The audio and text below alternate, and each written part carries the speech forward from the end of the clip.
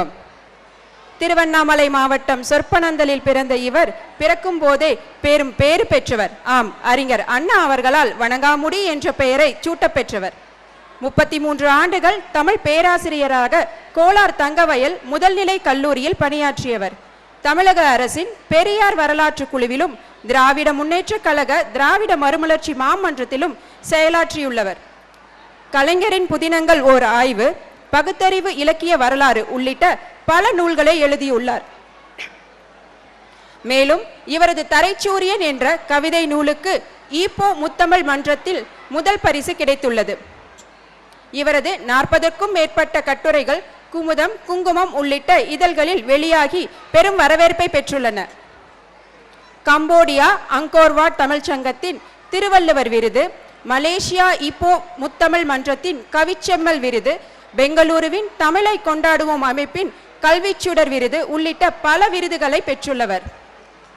Cambodia, Singapore, Malaysia, இலங்கை, Thailand, Vietnam போன்ற பல நாடுகளுக்கு இலக்கிய பயணம் மேற்கொண்டு எண்ணற்ற தமிழ் மாநாடுகளில் கலந்து கொண்டுள்ளவர்.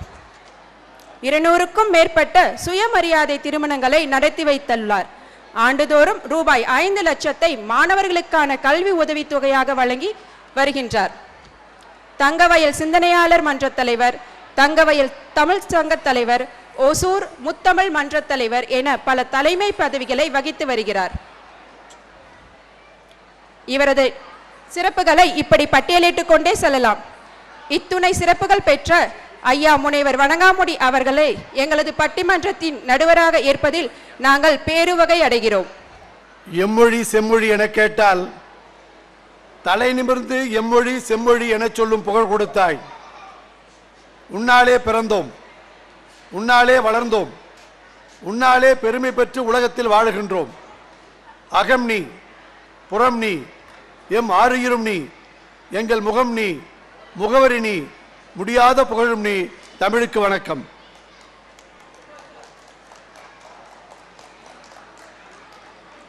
இது அருமையான பட்டிமன்றம். ஏனென்றால் செவிக்கும் வயிற்றுக்கும் ஒன்றாக உணவிடக்கூடிய ஒரு பட்டிமன்றம். ஒரு மகிழ்ச்சி, பெருமை. தமிழர்கள் பேச்சில், செயலில், பண்பாட்டில், பெயரில் நடைமுறைப்படுத்தினால்தான் அந்த இனம் இருக்கும். ஒரு இனத்தை அழிக்க வேண்டும் என்று சொன்னால் அந்த இனத்தினுடைய மொழியை அழித்து விட்டால் அந்த இனமே அழிந்து போய்விடும்.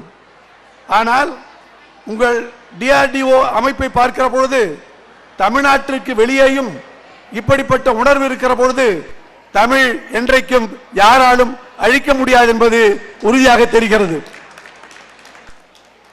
என்னை அழைக்கிற போது பொங்கல் விழா என்பதை பார்த்ததும் என்ன இது, நாம் எல்லாம் தைத்திங்களிலே கொண்டாடி விட்டோமே, இவர்கள் இப்பொழுது கொண்டாடுகிறார்களே என்ற ஒரு கேள்வி உள்ளத்தில் எழுந்தது. பிறகுதான் தெரிந்தது இவர்கள் அறிவாளிகள் அல்லவா, சயின்டிஸ்ட் அல்லவா. ஒரே கல்லில் 2 பழம், ஒன்று பொங்கல் விழா, இன்னொன்று தமிழ் புத்தாண்டு விழா என்கிற ஆளுமை பெற்றவர்கள். ஆனால் என்ன வருத்தம் என்று சொன்னால், நான் மேடையை பார்த்துட்டே இருந்தேன், பெயர்கள் எல்லாம் பார்த்துக்கிட்டே இருந்தேன். நம்முடைய பெயர்கள் தமிழாக இல்லையே, யாருக்கும் தமிழிலே பெயர் இல்லையே. இந்த விழாக்கள் எடுத்து என்ன பயன்? ஏன்னா பொருள் தெரியாம நம்ம பெயர் வச்சிட்டு இருக்கோம். எனக்கு நேரம் இல்லை. ஏனென்றால் ஒரு 30 நிமிடங்களில் இந்த பட்டிமன்றத்தை முடிக்க வேண்டும் என்று சொல்வார்கள். மிக மிக மிக கடினமான காரியம், இருந்தாலும் முடிக்க வேண்டும். ஓ, மகிஷான்னு பேர் வச்சிருக்காங்க. என்ன பொருள்? எருமன்னு பொருள். மகிஷான்னு பேர் வைக்கிறாங்க, அதுக்கு எருமன்னு பொருள். எருமன்னு கூப்பிட்டா ஒத்துக்க வேணாம். யாசிகான்னு பேர் வைக்கிறாங்க, என்ன பொருள்? பிச்சைக்காரி என்று பொருள். பிச்சைக்காரின்னு கூப்பிட்டா ஒத்துக்கவங்களா? இப்படி பட்டியலே சொல்லலாம். ஆனா ஒண்ணு மட்டும் சொல்றேன் பாருங்க, கேசவன் பேர் வைக்கிறான், என்ன பொருள்? மயிரின் அர்த்தம். அது கூட பரவாயில்லை, அது கூட பரவாயில்லை. ஆதிகேசவன் பேர் வைக்கிறான், பழைய மயிரின் அர்த்தம். அப்போ நாம் எங்கே இருக்கிறோம்? தமிழ் தமிழ் என்று சொல்லிக்கொண்டு செயலிலே இல்லை என்று சொன்னால் அது வியலை கரைத்து நேராக மாறிவிடும். நான் தலைப்புக்கு வருகிறேன். குடும்பம் பெரிதும் முன்னேற்றம் பெறுவது ஆண்களாலா பெண்களாலா? தொடக்கத்திலேயே நம்ம சார்லஸ் சொன்னார், நாளைக்கு எனக்கு வீட்டுக்கு போனா சாப்பாடு கிடைக்காதுன்ட்டு. அதுதான் இப்ப நடக்க போகுது. வீட்டில் பேச முடியாது, இங்க மேடையில் பேசினா அது பேச்சா மாறிடும், கை தட்டி கூட போயிடுவாங்க. அது ஒரு வாய்ப்பு. குடும்பம் என்று சொன்னால் ஒரு கணவனும் மனைவியும், ஒரு ஆணும் பெண்ணும் குழந்தையும் சேர்ந்திருப்பதுதான் குடும்பம். அவனை தான் குடும்பஸ்தன் சொல்லுவான். அப்படி இல்லைன்னா பிரம்மச்சாரின்னு சொல்லுவான், இல்லைங்களா? அந்த குடும்பத்தில் கணவன் மீது அன்பு கொண்டிருப்பதும் மனைவி மீது கணவன் அன்பு கொண்டிருப்பதும் அந்த அன்பு தான் வாழ்க்கை. அன்பில்லா வாழ்க்கை பாலைவனம். அது அன்புதான் வாழ்க்கை. அது எப்படி? காதல் இருக்க வேண்டும். காதல் என்ன? காதல்ல இன்பத்தை விட துன்பம் தான் அதிகம். இன்பத்தை விட துன்பம் தான் அதிகம். காதல்ல இன்பத்துக்கு ஆயுள் குறைவு, இன்பத்துக்கு ஆயுள் குறைவு, துன்பத்துக்கு நீட்டிப்பு அதிகம். ஏன்னா இலக்கியங்களே தோல்வி தான் பாடுது. அம்பிகாபதி அமராவதி, ரோமியோ ஜூலியட், மும்தாஜ், இப்படி நிறைய இருக்கு. இது எல்லாமே காதல் தோல்வியை பாடுறதா. ஆனால் நம்முடைய வாழ்க்கை அப்படி தோல்வியிலே இருக்கக்கூடாது என்பதற்காக தான் ஒரு 5 மணித்துளிக்குள் முடிக்க வேண்டும் முன்னுரை என்று சொல்கிறார்கள். ஆனா ரொம்ப கடினம் தான், ஏன்னா தலைப்புக்குள் போகணும், இல்லைங்களா? கேட்கிறாங்க, எப்படிப்பா இந்த கணவன் மனைவி வாழ்க்கை எப்படி இருக்குது அப்படின்னு கேட்கிறாங்க. அவன் சொல்றான், ஒருத்தர் கேட்கிறாரு, சம்சாரிக்கும் சன்னியாசிக்கும் என்ன வித்தியாசம்? அந்த கேள்வி பாருங்க. சம்சாரிக்கும் சன்னியாசிக்கும் என்ன வித்தியாசம்? அவன் சொல்றாரு, புலித்தோல்ல படுத்துட்டு இருக்கிறவன் சன்னியாசி, புலித்தோல்ல படுத்துட்டு இருக்கிறவன் சன்னியாசி, புலியோடவே படுத்துட்டு இருக்கிறவன் சம்சாரி. புலியோடன்னா மனைவியோடவே படுத்துட்டு இருக்கணும்னு அர்த்தம், இல்லைங்களா? அப்ப பாருங்க எப்படி நம்ம நினைச்சிட்டு இருக்கா பாருங்க. அடுத்து அது இன்னொன்னு சொல்லித்தரான். மனைவி கத்த ஆரம்பிச்சுட்டா கதவையும் ஜன்னலையும் மூடிக்கிறவன் மனுஷன். மனைவி கத்துனா டிவி வால்யூமே அதிகமாகிட்டா அவன் பெரிய மனுஷன். மனைவி கத்துனா சட்டையை கட்டிட்டு வெளியே போயிட்டான்னா அவன் ஞானி. மனைவி கத்துனா காதல எதுவுமே விழாத மாதிரி உட்கார்ந்தா அவன் தான் வாழும் கடவுள். இப்படி சொல்லிக்கிட்டே போவாங்க. ஓகே, இப்படி சொன்னா எப்படி இருக்க மனைவிக்கு? அவன் கேட்டாங்க, பாரியா, உலகம் எல்லாம் தேடினா கூட என்ன மாதிரி பொண்டாட்டி உனக்கு கிடைக்க மாட்டான்ட்டான். உடனே கணவன் சொன்னா, எனக்கு என்ன பைத்தியமா பிடிச்சிட்டு இருக்குது திரும்ப உன்ன மாதிரி ஒருத்தர் தேடுறதுக்கு என்று சொல்வார்கள்.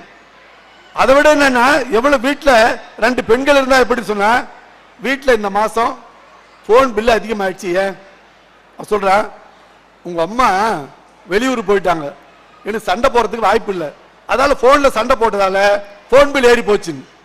இப்படி எல்லாம் சொல்லுவது பெண்களை மட்டும் நாம் சொல்லிக் கொண்டிருக்கோம் என்று சொன்னால் அது சரியல்ல. ஆண்களுக்கும் இப்படி இருக்கிறது. நேரத்தின் காரணமாக நான் குறைச்சிக்கிறேன்.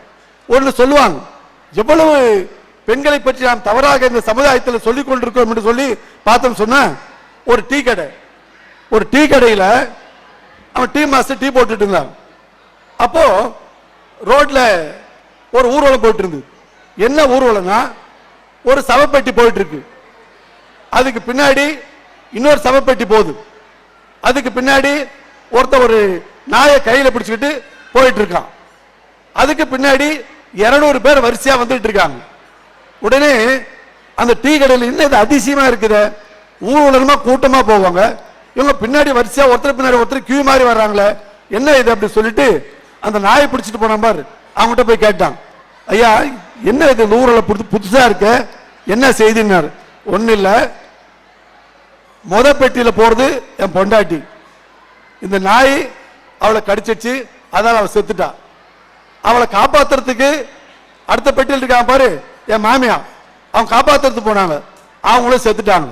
அதால அவன் 2 பேரும் கொண்டுட்டு போறேன், நீ வேணும்னா பின்னாடி போய் நில்லு. எதுக்கான இவங்க எல்லாம் கூட அதுக்கு தான் நிக்கிறாங்க, இந்த நாய் வேணுன்றதுக்காக தான் இவங்க எல்லாம் வரிசையா நிக்கிறாங்க, நீ பின்னாடி போய் நில்லு அப்படின்னு சொன்னாங்க.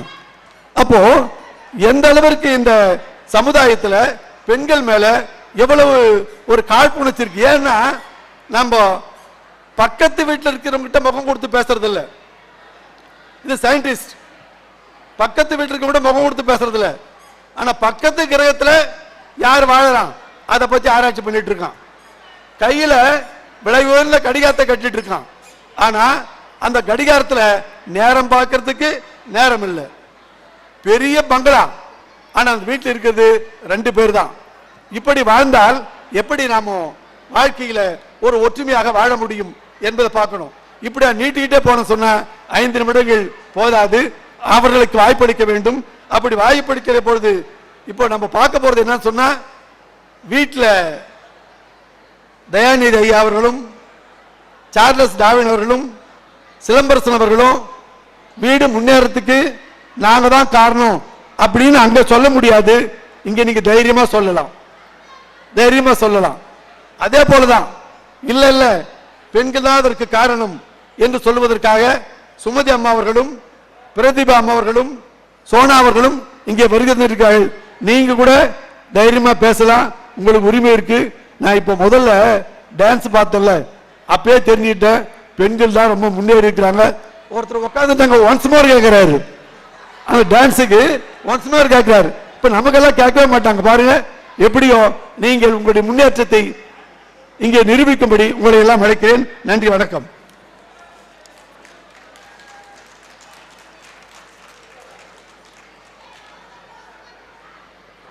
குடும்பத்தின் முன்னேற்றத்திற்கு பெரிதும் உறுதுணையாக இருப்பது ஆண்கள் தான் என்ற அணியிலே முதலில் பேசுவதற்காக தம்பி தயாநிதி அவர்கள் அழைக்கிறேன். பட்டிமன்ற முறைப்படி பார்த்தோம் சொன்னா முதல்ல தொடங்குறது அடுத்த தடவை அவங்க தான் முடிக்கணும், அப்படிலாம் இருக்கும். இப்ப நேர காலமால அதெல்லாம் இல்லை, எல்லோரும் பேசுவார்கள், முடிவு சொல்லுவோம், முடிந்துவிடும். நன்றி.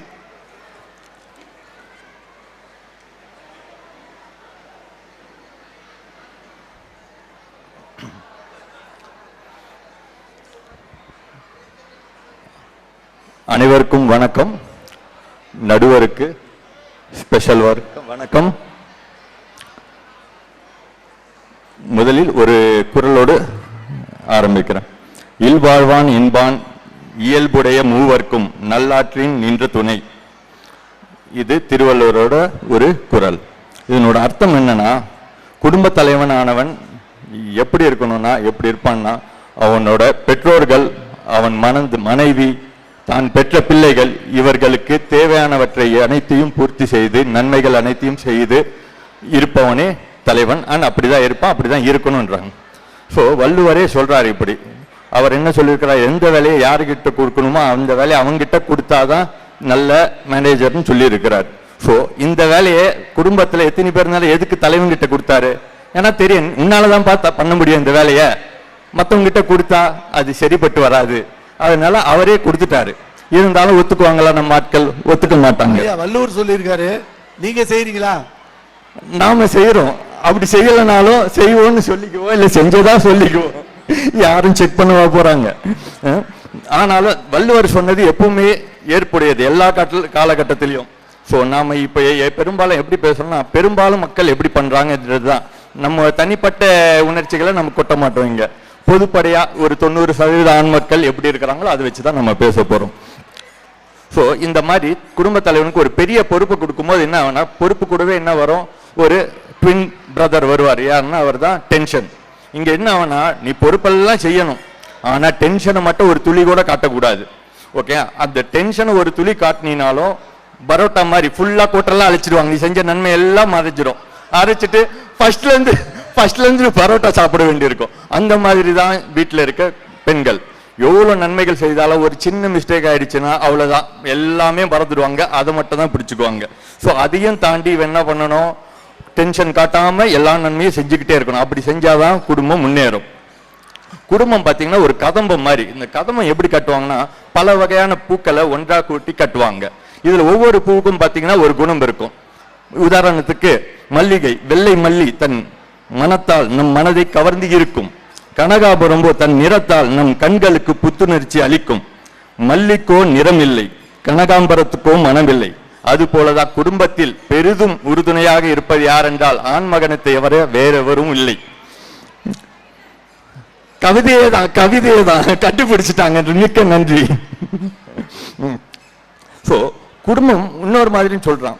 எனக்கு தெரிஞ்ச ஒரு நேவி மர்ச்சன்ட் கிட்ட கேட்டேன், சார் உங்க லைஃப்ல எப்படி இருக்கு, கடல்லே 6 மாசம் போயிடுறீங்க, அப்புறம் இங்க வரீங்க போறீங்க. அவர் நாள் சொல்றாரு, குடும்பம் ஒரு கப்பல் மாதிரி பாண்டாரு. ஸோ இதுல ஒரு பாதி ஆண் மகனும் ஒரு பாதி பெண் மகளும் அப்படின்ற மாதிரி சொல்றாரு. ஸோ அது அந்த உதாரணத்தை படி கேட்டேன், இந்த டாபிக்கு நீங்க என்ன சொல்லுவீங்க?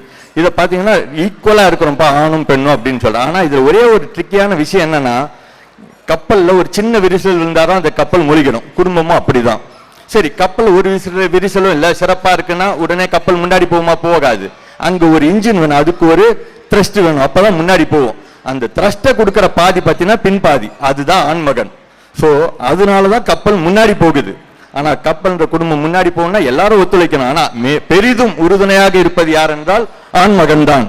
ஸோ ஒரு தலைவி இல்லாத வீட்டை பார்த்தீங்கன்னா, ஒரு வேலை ஒரு சந்தர்ப்பத்தில் ஒரு தலைவி இல்லாத வீடு பார்த்தீங்கன்னா வாழ்க்கை ரொம்ப கஷ்டமா தான் இருக்கும் கண்டிப்பா. ஆனா ஒரு தலைவன் மட்டும் இல்லாத வீடா இருந்ததுன்னா வாழ்வதே கஷ்டமாயிடும். ஓகேங்களா? அதுதான் பல மெகா சீரியல்லையும் காட்டுறாங்க, அதுதான் பல பெண்களும் பார்த்து ரசிக்கிறாங்க. ஏன்னா அதுதான் இயல்பு, அதுதான் யதார்த்தம். அப்ப அவங்களே ஒத்துக்கிறாங்கன்னு தான் அர்த்தம் இது. ஐயா, மெகா சீரியல்ல ஆண்கள் தான் ரொம்ப தொல்லையா இருக்காங்க. அதாவது பெண்கள் கஷ்டப்படுறாங்கய்யா. இல்ல இல்ல, அதாவது என்ன, பெண்கள் கஷ்டப்படுற மாதிரி காட்டுறாங்க. யூஸ்வலா இந்த சினிமாலாம் என்னத்தை பார்ப்போம்னா, நம்மளால எதை நிஜ வாழ்க்கையில பார்க்க முடியாதோ அதுதான் அங்க காட்டுவாங்க, அதுதான் நம்ம பார்த்து ரசிப்போம். இந்த பாகுபலியில பாத்தீங்கன்னா பெண்கள் கஷ்டப்படுறது தான் நமக்கு ரொம்ப விருப்பம். இல்ல அதனாலதான் நம்ம டிவி பாக்குறோம். இல்ல நாம பாக்குறதே இல்ல, நாம அதிகபட்சம் மொபைல் பார்ப்போம், ஏதாச்சும் பாட்டு பார்ப்போம். ஆனா அவங்க தான் மெகா சீரியல் அவ்வளவு நேரம் பாக்குறாங்க. ஓ இப்படி எல்லாம் கஷ்டப்படுற மாதிரி எல்லாம் இருக்குதுல்ல, நம்மளால கூட இப்படி எல்லாம் கஷ்டப்பட முடியுமோ, நாம தான் கஷ்டப்படுத்திக்கிட்டே இருக்கிறோமோ அவங்க பாக்குறாங்க, பார்த்து ரசிக்கிறாங்க. ஓ இப்படி கூட கஷ்டப்பட முடியுமோன்னு நினைக்கிறாங்க அவங்க. சோ பெண்கள் பொதுவா எப்படி கேட்பாங்கன்னா, என்னை பத்தி யாரு கவலைப்படுறீங்க, நான் சொல்றதுக்கு யாராச்சும் என்னை பத்தி கேட்கறாங்க. இப்படிதான் எப்பவுமே அவங்களோட சுயநலத்தை தான் என்னவோ குடும்ப நலம் மாதிரி பேசுவாங்க. ஆனா ஆண்மகன் பாத்தீங்கன்னா, நாம என்ன பண்ண போனோம், நாளைக்கு என்ன ஆகும், நமக்கு என்ன நிலைமை, நம்ம பசங்க என்ன பண்ணுவோம், அந்த மாதிரி நாம என்ற வார்த்தையை அதிகபட்சம் யூஸ் பண்றது பாத்தீங்கன்னா ஆண்கள் தான். அந்த நானு என்னை பத்தி யாரு கவலைப்பட, இந்த வார்த்தையை யூஸ் பண்றது பாத்தீங்கன்னா பெண்கள் தான். சோ இதனால என்ன தெரியுதுன்னா, இந்த பெண்கள் இருக்கிறாங்க பாருங்களேன், இந்த சுயநலத்தையே ஒரு பொது நலம் மாதிரி, பசுத்தோல் பொருத்திய புலி மாதிரி சுயநலத்தை அப்படியே ஒரு பொது நலம் மாதிரி காட்டுவாங்க. இந்த ஆண்மகன் இருக்கிறான் பாருங்க, அவன் இந்த பொது நலத்தையே என்ன பண்ணுவான், சுயநலம் மாதிரி பண்ணுவான். இந்த குடும்பத்துக்கு அவன் எதனா செய்யணும்னால அதுவே கூச்சப்பட்டு செய்வான். ஓ இது பண்ணா யாருன்னா நினைச்சிடுவாங்களோ, பண்ணலாமா வேணாமான்னு. ஸோ ஆண்மகன் என்றவன் பொது நலத்தையே சுயநலமாக சிந்திப்பவன். அதுக்கப்புறம் இந்த பெண்களால முன்னேறுதான் பார்க்கறதுக்கு நீங்க யாரையும் கேட்க வேணாம். 2 லேடிஸ் இருக்கிறாங்கன்னு வச்சுக்கோங்களேன். நம்ம டவுன்ஷிப்லயே ஒரு ரொம்ப ஃபேமஸான ஒரு குடும்பம் இருக்கு. மாமியாரும் மருமகளும் ரொம்ப நெருக்கம், ரொம்ப அந்யூன்யமா இருப்பாங்க. யாராலாம் கெஸ் பண்ண முடியுதா எந்த ஃபேமிலி அதுன்னு? ரொம்ப யோசிக்கிறாங்க. அந்த மாதிரி உலகத்திலே எதுவுமே கிடையாது, யோசிக்காதீங்க. டிஆர்டியோட மட்டும் உலகத்திலே அந்த மாதிரி ஒரு ஜோடி கிடையாது மாமியார். ஸோ இந்த மாமியார் கிட்ட போய் கேட்டீங்கன்னா மருமகளை பத்தின எல்லா வண்டவாளமும் தண்டவாளம் ஏற்றிடுவாங்க. மருமக கிட்ட போய் மாமியாரை பத்தி கேட்டீங்கன்னா எல்லா வண்டவாளமும் தண்டவாளையிடும். ஆனா மாமனாரும் மருமகனும் பாத்தீங்கன்னா அவங்களுக்கு தெரியும் வலி என்னன்னு. ஏன்னா முட்டையிற கோழிக்கு தான் தெரியாது வலி என்ன. அதனால அவங்க என்ன சொல்லலாம், இல்லப்பா ஏதோ மாப்பிள்ளை கஷ்டப்படுறாரு, ஏதோ பண்றாருப்பா, நல்லா இருக்கிறார். எங்க மாமனார் அந்த காலத்துல எங்க குடும்பத்தெல்லாம் நல்லா முன்னேற்றி கல்யாணம் எல்லாம் பண்ணி வச்சிருக்காங்க அப்படின்னு போற்றி தான் பாடுவாங்க. ஆனா மாமியாரும் மருமகள் அப்படி இருக்க மாட்டாங்க. ஸோ அதுக்கப்புறமேட்டு யாருப்பா எதிர்கட்சியில இருந்து ஏதோ சதி பண்ணி என் பேப்பர்லாம் மாத்தி வச்சுட்டாங்கன்னு நினைக்கிறேன். நடுவுல இந்தி எல்லாம் வருது. ஐயா ஐயா உங்களுக்கு திருமணம் ஆயிடுச்சா? ஆயிடுச்சு சார். அப்ப வீட்டுல தான் மாத்திருப்பாங்க. இதுக்குதான் என் டைரியை தோண்டிட்டு இருந்தாங்களோ அவங்க. அப்புறமேட்டு இந்த வெல் செட்டில்டு பையன் வேணும், இந்த டயலாக நீங்க எங்கன்னா கேட்டிருப்பீங்களா? எங்கனாச்சும் ஒரு இடத்துல கேட்ட மாதிரி இருக்குமே? இல்ல, எல்லா இடத்துலயும் தான் கேட்பீங்க. மேட்ரிமோனி வெப்சைட்ல நம்ம கல்யாண மாலையில பாத்தீங்கன்னாலும் சரி, எந்த வெல் செட்டில்டு பாய் வேணும். ஏன் தெரியுங்களா? அந்த பெட்ரோல்களுக்கு நல்லா தெரியும், கல்யாணத்துக்கு அப்புறம்லாம் நீ செட்டில் ஆகவே முடியாதுடா. ஏன்னா நான் இதை வச்சுன்னு இருக்கிற 20-25 வருஷமா உன்னால செட்டிலே ஆக முடியாது. நீ கொஞ்சம் இதை ஓட்டிட்டு போயிட்டு நான் கொஞ்சம் செட்டில் ஆகிக்கோ வயசான காலத்துல அப்படின்னுவான். இவங்க இந்த டௌரிய கூட பாத்தீங்கன்னா அநியாயமா சொல்லுவாங்க. அதுக்கு நான் டௌரியை என்கரேஜ் பண்ணல. அப்படி கொடுக்காமலே இவங்கெல்லாம் அப்பாவோட பிரின்சஸ், தகப்பனாரோட இளவரசிகள், அப்படியே இருக்கலாம் நிம்மதியா. ஆனா இருக்க மாட்டாங்க. ஏன்னா அந்த வீட்டுல அவங்க அப்பாவுக்கு ஒரே ஒப்பு, இவ ஒரு நாள் கல்யாணம் பண்ணிட்டு போயிடுவா, நாம நிம்மதியா இருக்கலாம்னு அவரை காசு சேர்த்து வைக்கிறார். எப்படியாச்சும் கல்யாணம் பண்ணி அமைச்சிட்டா கடைசி காலத்துல நிம்மதியா இருக்கலாம்னு. அது ஆனா இவங்களே இப்பயே அப்படியே விட மாட்டோம், அவங்களே அப்படியே விட மாட்டா, கல்யாணம் ஆனாலும் அவங்க போய் தொந்தரவு பண்ணுவோம்னு சொல்றாங்க. அந்த மாதிரி நாங்க என்ன சொல்றோம், அந்த கல்யாணம் எங்க வீட்டுல என்ன சொல்றாங்க, இவன் ஜாலியா சுத்திட்டு இருக்கான், அப்பா பாக்குறாரு அம்மா பாக்குறாரு, இந்த மாதிரி சந்தோஷமா இருந்தா எங்களுக்கு வயிற்றுச்சலா இருக்குது, இவனுக்கு ஒரு கால் கட்டு போடணும்ன்றாங்க. சரி எப்படி போடலாம்ன்றாங்க. சரி வரதட்சணை நாம என்ன பண்றோம், வரதட்சணை எல்லாம் கேட்டாக்கா பொண்ணை ஓடி போயிடுவாங்க. அவர் என்ன பண்றாரு, பொண்ணோட அப்பா மேல 5 சவரம் வேணாலும் பண்றாரு, தயவு சேர்ந்து கூட்டிட்டு போயிடுப்பா அப்படின்றாரு. சோ நம்ம வச்ச செக்கும் அவுட்டு, செக் அண்ட் மேட் ஆயிடுறாங்க. செஸ் போர்டு கூட பாத்தீங்கன்னா நிறைய காயின்கள் இருக்கு, அதுல குயின் மட்டும் அவுட் ஆயிடுச்சுன்னா கேம் ரொம்ப கஷ்டம். ஓகேங்களா? ஆனால் ஐயா, அப்பா அம்மாவே அடக்க முடியாதவங்கள ஒரு கால் கட்டு போட்டு அவங்க கிட்ட அடங்கிறீங்கன்னா அப்ப அவங்க எவ்வளவு பவர் இருக்கு? கண்டிப்பா பவர் ஜாஸ்தியா இருக்கு. இங்க பவர் யாருக்குன்னு கேட்டா கண்டிப்பா அவங்க தான். ஆனா முன்னேற்றத்துக்கு தலைப்பெண்ண முன்னேற்றத்துக்கு உறுதுணையாக அதிகம் பெரிதும் இருப்பவர்கள் யாருன்னா அது ஆண்மகள் தான், எல்லாருக்கும் தெரியும். ஆனா அவங்களுக்கு அது புரியணும் இல்லையா, அதுக்கு தான் நம்ம இங்க வந்திருக்கோம். ஸோ செஸ் போர்டில் பார்த்தீங்கன்னா ராணி இல்லாம ஆடுறது பார்த்தீங்கன்னா ரொம்ப கஷ்டம், ரொம்ப கஷ்டம் தான். ராணி அவுட் ஆயிடுச்சுன்னா ஆல்மோஸ்ட் ஓப்பே போயிடுச்சு அப்படின்னா. ஆனால் ராஜா அவுட் ஆனா கேம் ஓவர், அப்படிதான் ஆண்மகனும். ஸோ ராணிகள் எல்லாமே ரொம்ப கஷ்டம் தான் முன்னேற்றம். ஆனால் ராஜா இல்லைன்னா அங்கே ஆட்டமே கிடையாது. இந்த ஹோம் லோன்லாம் பார்த்தீங்கன்னா 20% டவுன் பேமெண்ட் பண்ணணும். கண்டிப்பா அவங்க தான் பெரும்பாலும் வீட்டில் உதவி பண்ணுவாங்க. அதுக்கப்புறம் இந்த மனுஷன் ஒருத்தர் இருப்பான் 20 வருஷத்துக்கு கட்டுவான் அந்த இஎம்ஐயை.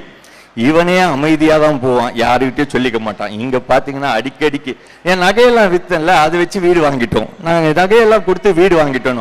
அதாவது இது எப்படி இருக்குன்னா, மாப்பிள்ளை அவர் தான், அவர் போட்டிருக்க சட்டை இருந்து, மாப்பிள்ளை அவரே தான், அவர் போட்டிருக்க சட்டை இவனுக்கே தெரியாது. இவன் 20 வருஷமா வாழ்க்கையா அங்க இஎம்ஐல தொலைச்சு நிற்பான். அந்த மாதிரி ஆண்மகன் அந்த பொது நலத்தை கூட சுயநலம் மாதிரி நினைச்சிட்டு வெளியில கூட சொல்லிக்க மாட்டான். இந்த கோல்டெல்லாம் இன்வெஸ்ட் பண்ணி நாங்க தான் சிறு சேமிப்பு பண்றோம்லாம் சொல்லுவாங்க. ஆனா இந்த கோல்டுல எப்போனாச்சும் யோசிச்சிருக்கீங்களா, ஆண்மகன் அந்த நகையா வாங்குவானான்னு? வாங்க மாட்டான். அவனை கேட்டா கோல்டு காயினா வாங்கலாம், பிஸ்கெட் வாங்கலாம்னு சொல்லுவான். ஆனா இவங்க விட மாட்டாங்க. அந்த மாதிரி பண்ணா செய்கூலி சேதாரம் கம்மி, உண்மையான இன்வெஸ்ட்மெண்ட். அப்படி ஒருத்தனையும் இன்வெஸ்ட் பண்ண விட மாட்டாங்க. ஓகேங்களா? எப்படின்னா நகையா வாங்கணும், அதுவும் அவங்களுக்கு பிடிச்ச டிசைனா வாங்கணும். அதுல செய்யக்கூலி சேதாரம் எப்படி இருந்தாலும் அது அந்த ஜிஆர்டியில கொடுத்து தான் வாங்கணும். இதுல எங்க இருந்து முன்னேறது? முன்னேறும் யார் முன்னேறுவா? நகை கடைக்காரன் முன்னேறுவான். யார் முன்னேறுவா? டெய்லர் முன்னேறுவான். யார் முன்னேறுவா? பியூட்டி பார்லர் நடத்துருவான், அது கூட பரவாயில்ல. இன்னும் வீட்டு வேலைக்காரமா வருவாங்க. அவங்க என்ன சொல்லுவாங்கன்னா, 10 வீட்டுல வேலை செஞ்சு பிழைக்கிறாங்கன்னா அவங்க அந்த மாதிரி என்ன பண்ணுவாங்க, இங்க வந்து வீட்டு வேலை செய்வாங்க. இந்த அம்மா வெளியில போய் வேலை செய்வாங்க. அங்க இருக்கிறம்மா வேற எங்கேயும் வேலை செய்வாங்க. இதுக்கு பறித்து முட்டை குடவுலயே இருந்திருக்கலாமையா, அந்த மாதிரிதான் இவங்க வேலைக்கு போறதும்.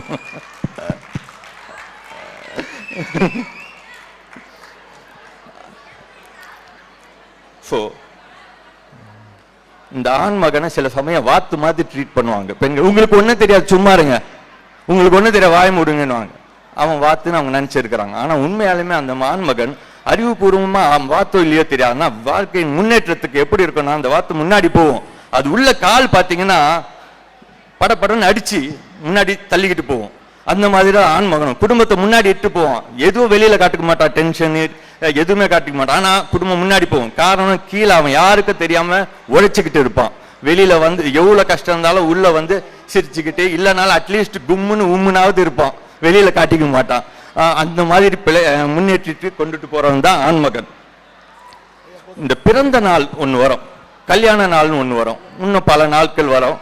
இதுல ஆண்மகனுக்கு இயல்பாவே டிசைன் எப்படின்னா, அவனால தேதியெல்லாம் இந்த மாதிரி தேதிகள்லாம் ஞாபகம் வச்சுக்க முடியாது. ஆனா பெண் மக்களுக்கு என்னன்னா இதெல்லாம் பக்காவ ஞாபகம் இருக்கு. அது எப்படின்னு என்னாலையும் புரிஞ்சுக்க முடியல. ஆனா இந்த ஆண்மகனுக்கு பாத்தீங்கன்னா இஎம்ஐ டேட்டு, எவ்வளவு சர்வீஸ் சார்ஜ், இங்க வாங்கினா எவ்வளோ, இந்த வண்டியில போனா எவ்வளோ ஆகும், இது எவ்வளவு மைலேஜ் தெரியும், அது எவ்வளவு மைலேஜ் தெரியும், இதெல்லாம் தெரிஞ்சு வச்சிருப்பான். ஏன்னா இதெல்லாம் குடும்பம் முன்னேறது. இவங்க பாத்தீங்கன்னா அந்த தேதியில தான் பார்ப்பாங்க. இவங்களுக்கு நல்லா தெரியும் மறப்பான்னு. இவங்க உள்ள வேண்டிக்கிட்டு இருப்பாங்க முன்னால், இந்த மனுஷன் மட்டும் என்ன விஷ் பண்ண கூடாது பிறந்த நாளுக்கு, இல்லதான் முக்கியமான ஹைலைட்டே அவுட்டு. அவங்களுக்கு ஹைலைட்டே மறக்கணும், நான் அவனை எது வேணா பண்ணணும். ஓகேங்களா? அதுதான் பிறந்த நாளுக்கு முக்கியமான என்டர்டெயின்மெண்ட்.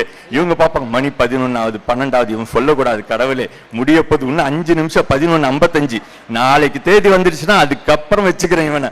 அதுக்குள்ள நாமளா எதுனா இன்ட்டு கொடுத்துட்டோம்னா விஷ் பண்ணிட்டானா கதை முடிஞ்சிருச்சு, நமக்கு என்டர்டெயின்மெண்ட் இல்லை. அந்த மாதிரி இருப்பாங்க. இதுல வேற சில லேடிஸ்லாம் பார்த்தீங்கன்னா கிஃப்ட் எதிர்பார்ப்பாங்க. அது கூட பரவாயில்ல, கிஃப்ட் எதிர்பார்க்க. ஆனா இன்னும் ஒரு சிலர் பெருமையா சொல்லுவாங்க, நான் எல்லாம் கிஃப்ட் கூட கேட்கறதே கிடையாதுன்னு. ஆனா இந்த ஆண்மகனுக்கு தெரியாது, இவன் பிறந்த நாள் கூட இவன் ஒரு கிஃப்ட் வாங்கிக்கலான்னு கூட இவனுக்கு தெரியாது. இவன் கல்யாண நாள்ன்றது, அவங்களோட கல்யாண நாள்ன்றது இவனுக்கு தான் கல்யாண நாள். ஆனா என்ன நினைப்பா, கல்யாண நாள்னா மனைவிக்கு தான் கிஃப்ட் வாங்கி தரணும்னு உலகமே நம்புது. ஆக்சுவலா அன்பார்ச்சுனேட்லி அவனுக்கும் அதே தான் கல்யாண நாள், அது அவன் கூட உணர மாட்டான். இவன் ஸ்பர்ஷ கொண்டு போய் அவங்க கொடுத்துட்டு அதிகபட்சம் அவங்க எதுனா பை கொடுத்தா அதை வாங்கி வச்சுக்குவான் டிஃபன் பாக்ஸ் போட்டுக்கிறதுக்கு. ஸோ ஆண் மகனுக்கு அதுதான் கல்யாணம். ஸோ இப்படிதான் ஆண் மகன் வந்து குடும்பத்தை முன்னேற்றான். இவங்க எல்லாம் எப்படி முன்னேற்றாங்கன்னா, மற்ற குடும்பத்தை நகை கடைக்காரங்க, துணி கடைக்காரங்க, இவங்களோட குடும்பத்தை தான் முன்னேற்றாங்க. ஸோ பெண்களால் தான் முன்னேறுது. ஆனா நம்ம குடும்பம் கிடையாது, மற்ற குடும்பம். நம்ம குடும்பத்தை முன்னேற்றது யாருன்னா ஆண் மகன் தான் என்று சொல்லி விடைபெறுகிறேன். நன்றி, வணக்கம். நன்றி, நன்றி தயாநிதி. பெண்கள் சுயநலமுடையவர்கள், பொதுநலமும் குடும்ப நலமும் மிக்கவர்கள் ஆண்கள் என்று சுட்டிக்காட்டி இருக்கிறார்கள். அம்மையார் சுமதி அம்மையார் அவர்கள் அவருக்கு தகுந்த மறுப்புரை தருவார்.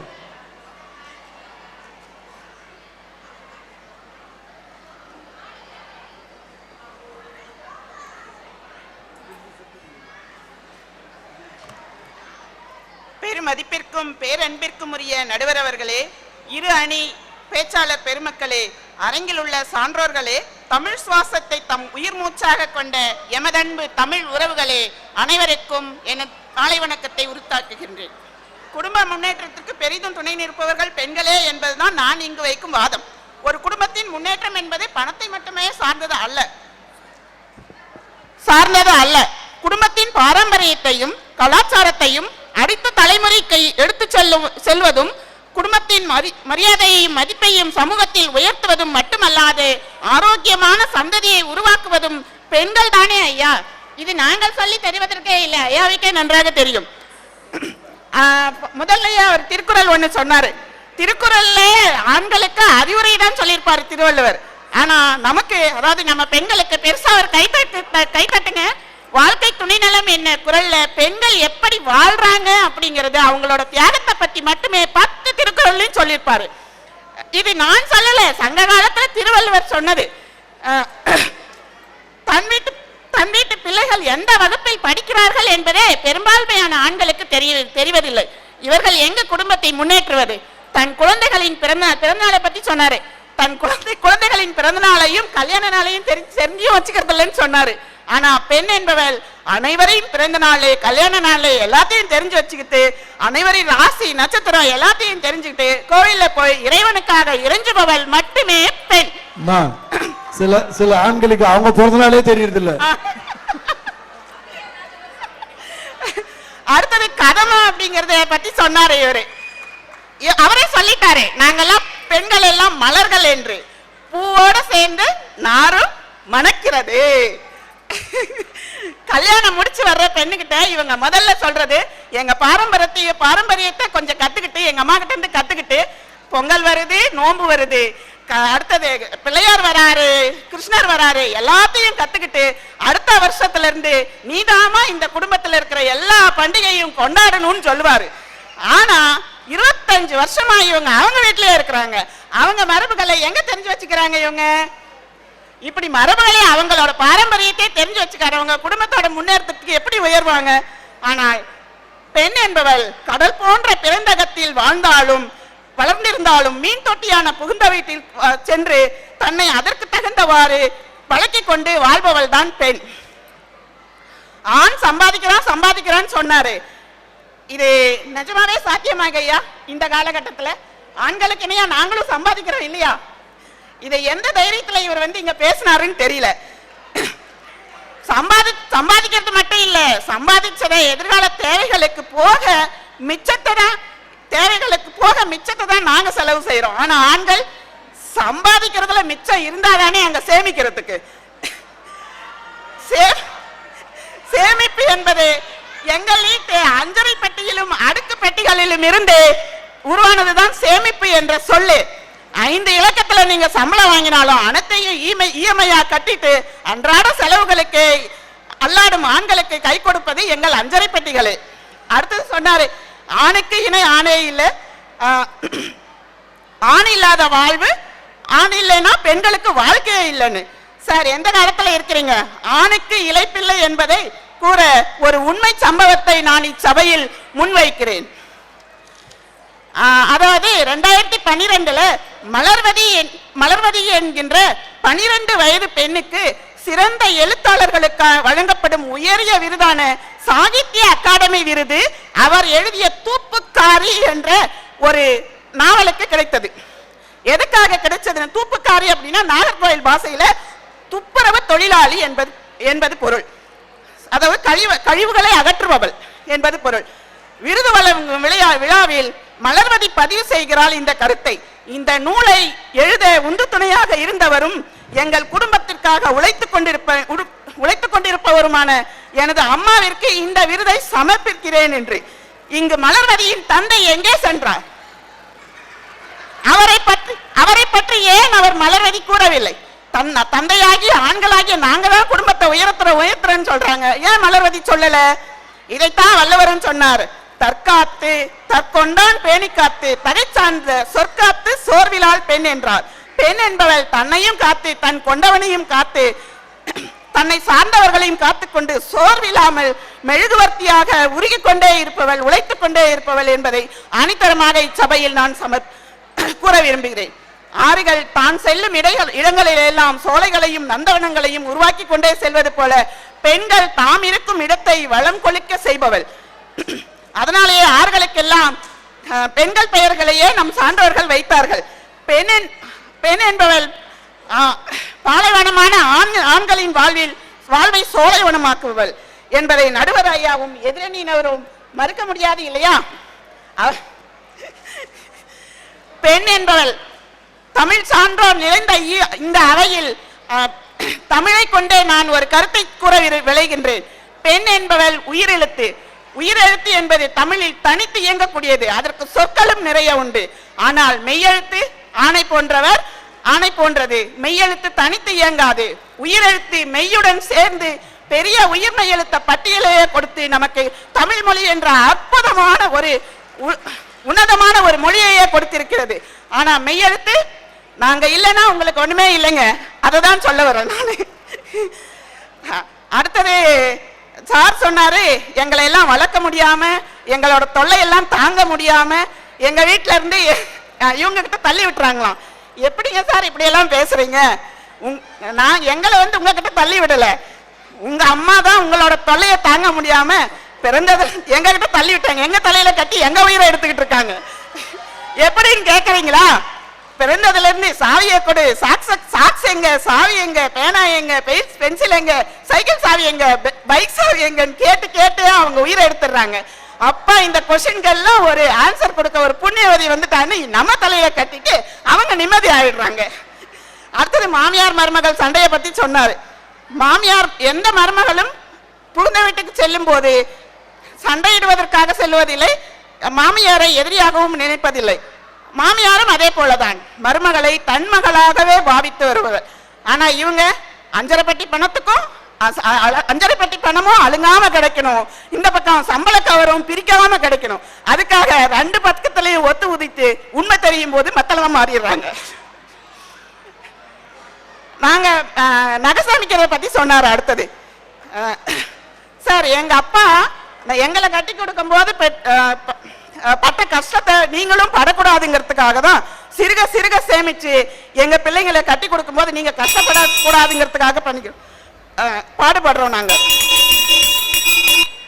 அடுத்தது ஒரே ஒரு கருத்தை மட்டும் இங்க பதிவு செஞ்சுட்டு நான் முடிச்சுக்கிறேங்க ஐயா.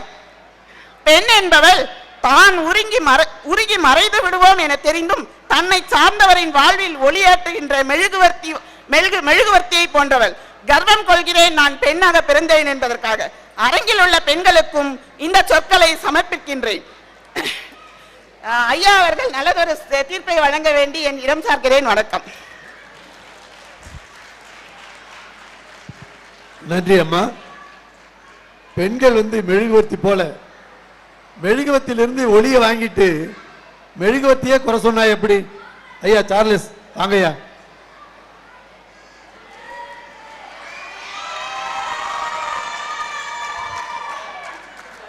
அடையப்பா, இவ்வளவு ரசிக கூட்டம் இருக்கு நான் எதிர்பார்க்கலப்பா. தமிழகத்தின் விடிவெள்ளி, தென்னாட்டு பெர்னாட்ஷா, பேரறிஞர் அண்ணாவால் பெயர் சூட்டப்பட்டு இந்த பட்டிமன்றத்திற்கு நடுவராய் வந்தமர்ந்து நல்லதொரு தீர்ப்பு சொல்ல வந்திருக்கும் பேராசிரியர் முனைவர் வணங்காமுடி அவர்களுக்கு எனது முதற்கண் வணக்கத்தை தெரிவித்துக் கொள்கின்றேன். செவிக்கு உணவில்லாத போது வயிற்றுக்கு கொஞ்சம் ஈயப்படும் என்றான் வள்ளுவன். அதுபோல இன்று இரவு உணவை முடிக்காமல் எங்களது பேச்சை கேட்க வந்திருக்கும் எனதரமை பொங்கல் சங்கம உறுப்பினர்களே, சங்கம் முக்கியமில்லை சாப்பாடு தான் முக்கியம் என்று சாப்பாடு வாங்க வரிசையில் காத்துக் கொண்டிருக்கும் மக்களே, இங்கு உங்கள் அனைவருக்கும் எனது வணக்கத்தை தெரிவித்துக் கொள்கின்றேன். இங்கு கொடுக்கப்பட்டிருக்கும் தலைப்பு குடும்ப முன்னேற்றத்தில் பெரிதும் உறுதுணையாக இருப்பது ஆண்களா பெண்களா? ஐயா, முன்னாடி எல்லாம் ஒரு குடும்பத்தை மாட்டு வண்டியா உருவப்படுத்துவாங்க. அந்த மாட்டு வண்டியில ஒரு ஆண் ஒரு சக்கரம்னா பெண் இன்னொரு சக்கரம்னு உருவப்படுத்துவாங்க. அந்த ரெண்டு பேரும் சேர்ந்து போனாதான் அந்த குடும்பங்கிற மாட்டு வண்டி முன்னேறி போகும் அப்படிம்பாங்க. ஆனா இப்ப அப்படி இல்லை போல தெரியுது. குடும்பத்தை ஒரு கண்ட்ரோல் மோடு, பெண்கள் எல்லாரும் கண்ட்ரோல் மோடுக்கு போயிட்டாங்க. எங்க வீட்டுல அப்படிதான் நேற்று சொல்லிட்டு இருந்தாங்க, எப்பா நீங்க வேணா அந்த வீட்டுக்கோட தலையா இருந்துக்கிடுங்க, ஆனா நான் மட்டும் அந்த தலையை அசைக்கிற கழுத்தா இருந்துக்கிடுதேன் அப்படிங்கிறாங்க. என்ன பண்றது? ஸோ அந்த மாதிரி இந்த பட்டிமன்றத்துக்கு டிஸ்கஸ் பண்ணும்போது சுமதி மேடம் சொன்னாங்க, நாங்க தான் அச்சாணி, பெண்கள் தான் அச்சாணி, ஆணி வேர் அப்படின்னு சொன்னாங்க. அந்த வண்டிக்கு அச்சாணி அது இருக்க வேண்டிய இடத்துல இருந்தா அந்த வண்டி, குடும்பங்கிற வண்டி தானா முன்னேறி போயிட்டு இருக்கும். அது இடத்த விட்டு நகர்ந்தாதான் அதுக்கு வண்டி, அந்த குடும்ப வண்டி குடசாயும். ஐயா நடுவர் அவர்களே, குடும்பத்தின் முன்னேற்றத்தை எந்த வகையில் அளவிடலாம்? ஒரு குடும்ப உறுப்பினர்களுடைய கல்வி, ஆரோக்கியம், வேலை வாய்ப்பு, அவர்களுடைய இருப்பிடம் மற்றும் வெளியிடங்களில் அவர்களுடைய சமூக அந்தஸ்து, இதை வச்சுதான் குடும்ப முன்னேற்றத்தை அளவிட முடியும். பட்டங்கள் ஆள்வதும் சட்டங்கள் செய்வதும் பாரினில் பெண்கள் நடத்த வந்தோம், 8 மறிவினில் ஆணுக்கு இங்கே பெண் இழப்பில்லை கான் என்று கும்மியடி என்றான் முண்டாசு கவிஞன் பாரதி. நான் ஒத்துக்கிறேங்க, ஆண்களும் பெண்களும் சமந்தான், ஒத்துக்கிறேன் நான். ஆனா தனி ஆளாக ஒரு பெண் திறமையானவர். ஆனா எப்ப ப்ராப்ளம் வருதுன்னா, பெண்கள் காந்த மாதிரி, காந்தத்துல எப்பவுமே ஒரே ஒரு துருவங்கள் ஒன்றே ஒன்று விளக்கும். அதே மாதிரி ஒரு பெண்ணை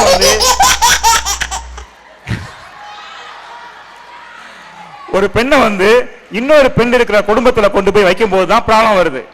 அந்த ரெண்டு பெண்கள் மாமனார் மருமகளா இருக்கலாம், சாரி மன்னிக்கவும், மாமியார் மருமகளா இருக்கலாம், நாத்தனார் மதனியா இருக்கலாம், இல்ல அக்கா தங்கச்சியா இருக்கலாம்.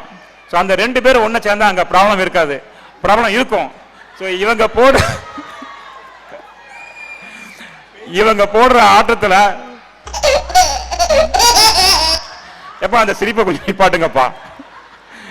இவங்க போடுற ஆட்டத்துல அந்த குடும்பத்தோட ஒளிமயமான எதிர்காலம் ஜெகஜோதியா நம்ம எல்லாரும் கண்ணு முன்னாடியும் தெரியுங்க. நமக்கு முன்னாடி பேசின சுமதி அவர்கள் சொன்னாங்க, பணம் மட்டும் முக்கியம் இல்ல, நம்ம பாரம்பரியத்தை நம்ம அடுத்த தலைமுறைக்கு கடத்தணும் அப்படின்னாங்க. நல்லா தெரியுதுங்க நீங்க பாரம்பரியத்தை கடத்தின லட்சணத்தை. இங்க பேசும்போது பாத்தீங்கன்னா தெரியும், எல்லா குடும்ப தலைவர்களும் நாளைக்கு சாப்பாடு கிடைக்குமா கிடைக்காதா அப்படின்னு சொல்லிட்டு கம்முன்னு ஜோக்கு சொன்னா சிரிக்காம இருந்தாங்க. ஆனா சிரிச்சவங்க யாரும் பார்த்தாங்கன்னா முன்னாடி இருக்கிற சின்ன பசங்க சிரிச்சாங்க. நன்றி நன்றி நன்றி. ஓகேவா? எல்லாத்துக்கும் தெரிஞ்சிருக்குது, வீட்டுல அப்பா அம்மாட்ட மாட்டிக்கிட்டு என்ன கஷ்டப்படுறாங்கன்னு அவங்களுக்கு தெரிஞ்சிருக்குது. அதனாலதான் அவங்க அப்படி பண்றாங்க. அன்புதான் வேணும்னு சொன்னாங்க. அவங்களுக்கு தெரியற மாதிரி நடக்கிறது முன்னேற்றமா? தெரியற மாதிரி நடக்கிறது முன்னேற்றம் கிடையாது. அப்படிதான் நடக்காங்க. சோ அந்த மாதிரி பெண்கள் முன்னேற்றத்தை, குடும்பத்தின் முன்னேற்றத்தை பின்னேற்றத்தின் பாதையில கொண்டு போயிட்டு இருக்காங்க. அப்புறம் சொன்னாங்க, அன்பா இருக்கணும் அப்படின்னாங்க. அன்பு மட்டும் இருந்தா போதுமாங்க?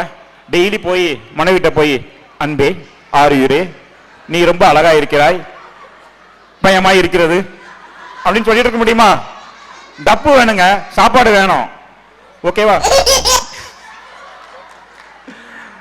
சோ பணம் இருந்தா தான் எல்லாம் நடக்கும். பணம் இருந்தா தான் இந்த பாரம்பரியத்தை கடத்த முடியும், இந்த பாரம்பரிய விழாவை நடத்த முடியும், இந்த மாதிரி பாரம்பரியமா ட்ரெஸ் போட்டுட்டு வர முடியும். இல்லைன்னா முடியுமா? சோ அதுக்கு வள்ளுவரே வந்து ஒரு பதில சொல்லிட்டு போயிட்டாரு. அருள் இல்லாருக்கு அவ்வுலகம் இல்லை, பொருள் இல்லாருக்கு இவ்வுலகமே இல்லை. இவ்வுலகம்னா என்ன? இந்த குடும்பமே இல்ல. சோ பொருள் தான் முக்கியம். அந்த பணத்தை சம்பாதித்தால் தான் நமக்கு தேவையான குடும்ப முன்னேற்றம் வரும். அந்த பணத்தை சம்பாதிப்பது யாரு? ஆண்கள் தான். அவங்க சொன்னாங்க, நீங்க மட்டுமா சம்பாதிக்கீங்க, பெண்களான நாங்களும் சம்பாதிக்கிறோம் அப்படின்னாங்க. இப்படிதான் போன வாரம் ட்ரெயின்ல போயிட்டு இருக்கும்போது ஒரு 2 பேர் பேசிட்டு இருந்தாங்க. ஒருத்தர் சொன்னா, வேலைக்கு போற பொண்ணு வேணும், வேலைக்கு போற பொண்ணு வேணும்னு சொல்லி நான் அடம் பிடிச்சு நான் கல்யாணம் பண்ணிக்கிட்டேன். ஆனா கல்யாணம் ஆகி 10 மாசம் ஆகுது, இன்னும் சம்பள பணத்தை கண்ணில் கூட காட்ட மாட்டேங்கிறாங்க அப்பா அப்படிங்கிறான். 2 பேரும் சேர்ந்து 2 சம்பளத்தையும் ஒன்னா போட்டு ஒரு கார் வாங்கலாம், வீடு வாங்கலாம், இடம் வாங்கலாம், குடும்பத்தை முன்னேறலாம் அப்படின்னு நினைச்சா இந்த மாதிரி பண்ணிட்டு இருக்கலாப்பே அப்படின்னு அவன் சொல்லிட்டு இருக்கிறான். அதுக்கு பக்கத்துல இருந்து சொல்றான், உன் நிலைமையாவது பரவாயில்லப்பா, என்கிட்ட ஏன் சம்பளத்தையும் புடிங்கிக்கிட்டாங்க, கேட்டா my money is my money, your money also my money அப்படிங்கிறாங்கப்பா அப்படின்னு சொல்லிட்டு வெறும் பஸ்ஸோட அலைய விட்டுறாங்க. நடுவர் அவர்களே, இந்த மாதிரி பிரச்சனைகள் தான் ஆண்கள் சமாளித்து லோன் எடுத்து வீடு காருன்னு வாங்கி மாதம் இஎம்ஐ கட்டிட்டு இருக்காங்க. இது என்ன நம்ம அவனுக்காக வாங்குறான்? குடும்பத்துக்காக தான் வாங்குறான். இது ஒரு குடும்பத்தின் முன்னேற்றத்திற்காக அடையாளம் தானே.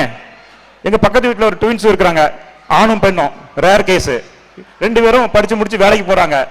அந்த ஆம்பளை பையன் சம்பளத்தை வாங்கி அப்படி கவலை பேரண்ட்ஸ்ல கொடுத்துட்டாங்க. அந்த பொண்ணு வேலைக்கு போகுது, அந்த பணத்தை வீட்டில் கொடுக்குன்னு நினைக்கிறீங்க? இல்ல. இதுல வேற நாங்க தான் சம்பாதிக்கிறோம், குடும்பத்தை முன்னேற்றம்னு ஒரு பேச்சு வேற. நடுவர் அவர்களே, அப்புறம் வந்து குடும்பத்தை ஆரோக்கியமா வைக்கிறேன் அப்படிங்கிறாங்க. இவங்க ஆரோக்கியமா வச்சிருக்க லட்சணம் தெரியாதா? இதுல யாருக்கெல்லாம் டயபெட்டிஸ் இருக்கு, பிபி இருக்குன்னு சொன்னாங்கன்னா எல்லாருமே கையெழுத்துக்குவாங்க. இதுதான் இவங்க ஆரோக்கியத்தை பேணுகிற லட்சணம். தோசை மாவு அரைச்சு 1 வாரம் ஃப்ரிட்ஜில் வச்சுக்கிட்டு டெய்லி தோசை இட்லின்னு கொடுக்கறது, அப்புறம் எங்கிருந்து வந்து வரும் ஆரோக்கிய முன்னேற்றம்? அப்புறம் சொன்னாங்க, அந்த ஆண்கள் எல்லாம் கல்யாணத்துக்கு அப்புறம் தான் பாலைவன சோலையா மாறுறாங்களாம். அதுக்கு முன்னாடி தான் பாலைவனமா இருந்தாங்களாம், பாலைவன சோலை இருந்தாங்களா? ஐயா, நாங்கெல்லாம் வந்து கல்யாணத்துக்கு முன்னாடி சுதந்திர பறவைகளாக சிறகடித்து பறந்து கொண்டிருந்தோம். கல்யாணத்துக்கு அப்புறம் தான் வந்து ஒரு பாலைவன பறவைகா மாறி அடங்கி போயிட்டோங்க. இன்னொரு இது இருக்குது, நேரம் இல்லாதனால நான் அதை வந்து ஸ்கிப் பண்ணிட்டு போறேன். சோ நடுவர் அவர்களே, இந்த அளவு டார்ச்சர்களை தாங்கிக் கொண்டு குடும்பத்தை முன்னேற்றத்திற்காக ஓடாய் நாயாய் அலைந்து திரிந்து பணத்தை சம்பாதிக்கும் ஒரே ஜீவன் ஆண்களே. நடுவர் அவர்களே, பெண்கள் இங்க வேலைக்கு போறாங்க, அது அவங்களுடைய விருப்பம்.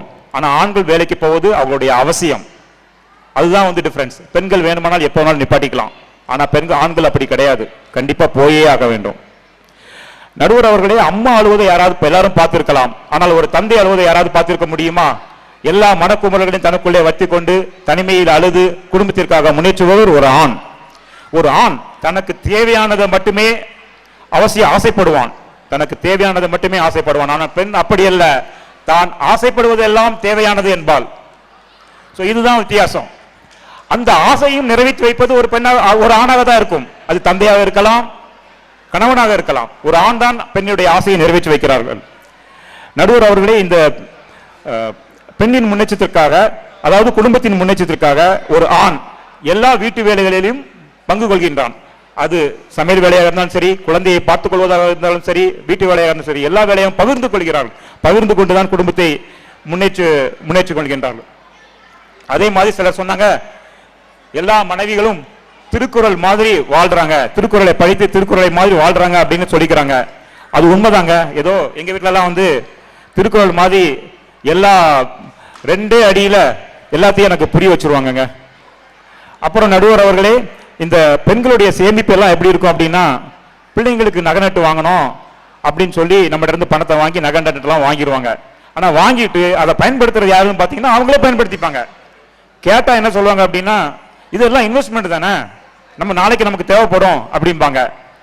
ஆனா அதே இது நமக்கு வந்து ஒரு அதே இன்வெஸ்ட்மெண்டா எனக்கு ஒரு செயின் போறேன் அப்படின்னு சொல்லி கேட்டா ஒரு அரணா கோடி கூட அவங்க வாங்கி தர மாட்டாங்க.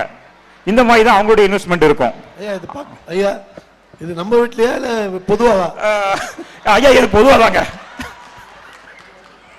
இது பொதுவாக தான் சொல்லிக்கிட்டு இருக்கிறேன். ஆனா ஆண்களோட இன்வெஸ்ட்மெண்ட் எப்படி இருக்கும் அப்படின்னு சொல்லி பாத்தீங்கன்னா, எல்ஐசி பாலிசியில் பாத்தீங்கன்னா 85% ஆண்கள் தான் எல்ஐசி பாலிசி எடுத்துக்கிறாங்க. அவங்களுடைய நாமினிஸ் யாருன்னு பாத்தீங்கன்னா 100% பெண்களை தான் இருப்பாங்க. ஒரு ஆண் தற்போது மட்டுமல்ல, தனக்கு பின்னாடியும் தன்னுடைய குடும்பம், தன்னை நம்பி இருக்கிற குடும்பம் கஷ்டப்படக்கூடாது என்பதற்காக இப்போதே பணத்தை சேமித்து அவருக்கான எல்ஐசி லோன், எல்ஐசிக்கான பணத்தை இஎம்ஐயாக கட்டிக் கொண்டிருக்கின்றான். இதுதான் ஆண்களோட இன்வெஸ்ட்மெண்ட் பிளான். ஸோ இப்படி இருக்கும்போது தான் இருக்கும் போதும் இல்லாத போதும் தன் குடும்பத்தின் முன்னேற்றத்திற்கு தேவையான செய்து கொண்டிருக்கும் ஆண்களே குடும்பத்தின் முன்னேற்றத்திற்கு பெரிதும் காரணம் என்று ஒரு நல்லதொரு தீர்ப்பை வழங்குமாறு அழைத்து விடைபெறுகிறேன். நன்றி, வணக்கம். நன்றி ஐயா. நம்ம சார்லஸ் எவ்வளவு கஷ்டப்பட்டிருக்காரு முன்னேற்றத்துக்கு. நாயா பேயா ஓடா இங்க வந்து நிக்கிறாரு. அதுக்கப்புறம் கூட நீங்க பேசணுமா? வாங்கம்மா.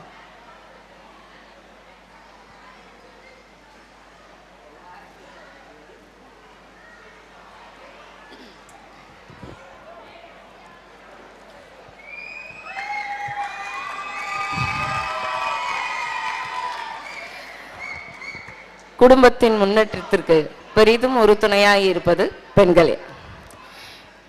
இந்த மேடையில் நடுநாயகமாக அமர்ந்திருக்கும் நடுவர் அவர்களே, பாங்கறிந்து மேடை ஏறி இருக்கும் கூடிய பேச்சாளர்களே, அங்கும் இங்கும் சுறுசுறுப்பாக வேலை செய்து கொண்டிருக்கும் எங்கள் சங்க உறுப்பினர்களே மற்றும் நம் தமிழ் உறவுகள் அனைவருக்கும் என் நஞ்சார்ந்த வணக்கங்கள். எந்த வேலையை யாரிடத்துல கொடுக்கணும்னு வள்ளுவர் கரெக்டா சொன்னார். வெறும் வேலைக்கு போயிட்டு வரத்தை மட்டும்தான் ஆண்களுக்கு கொடுத்துருக்காரு.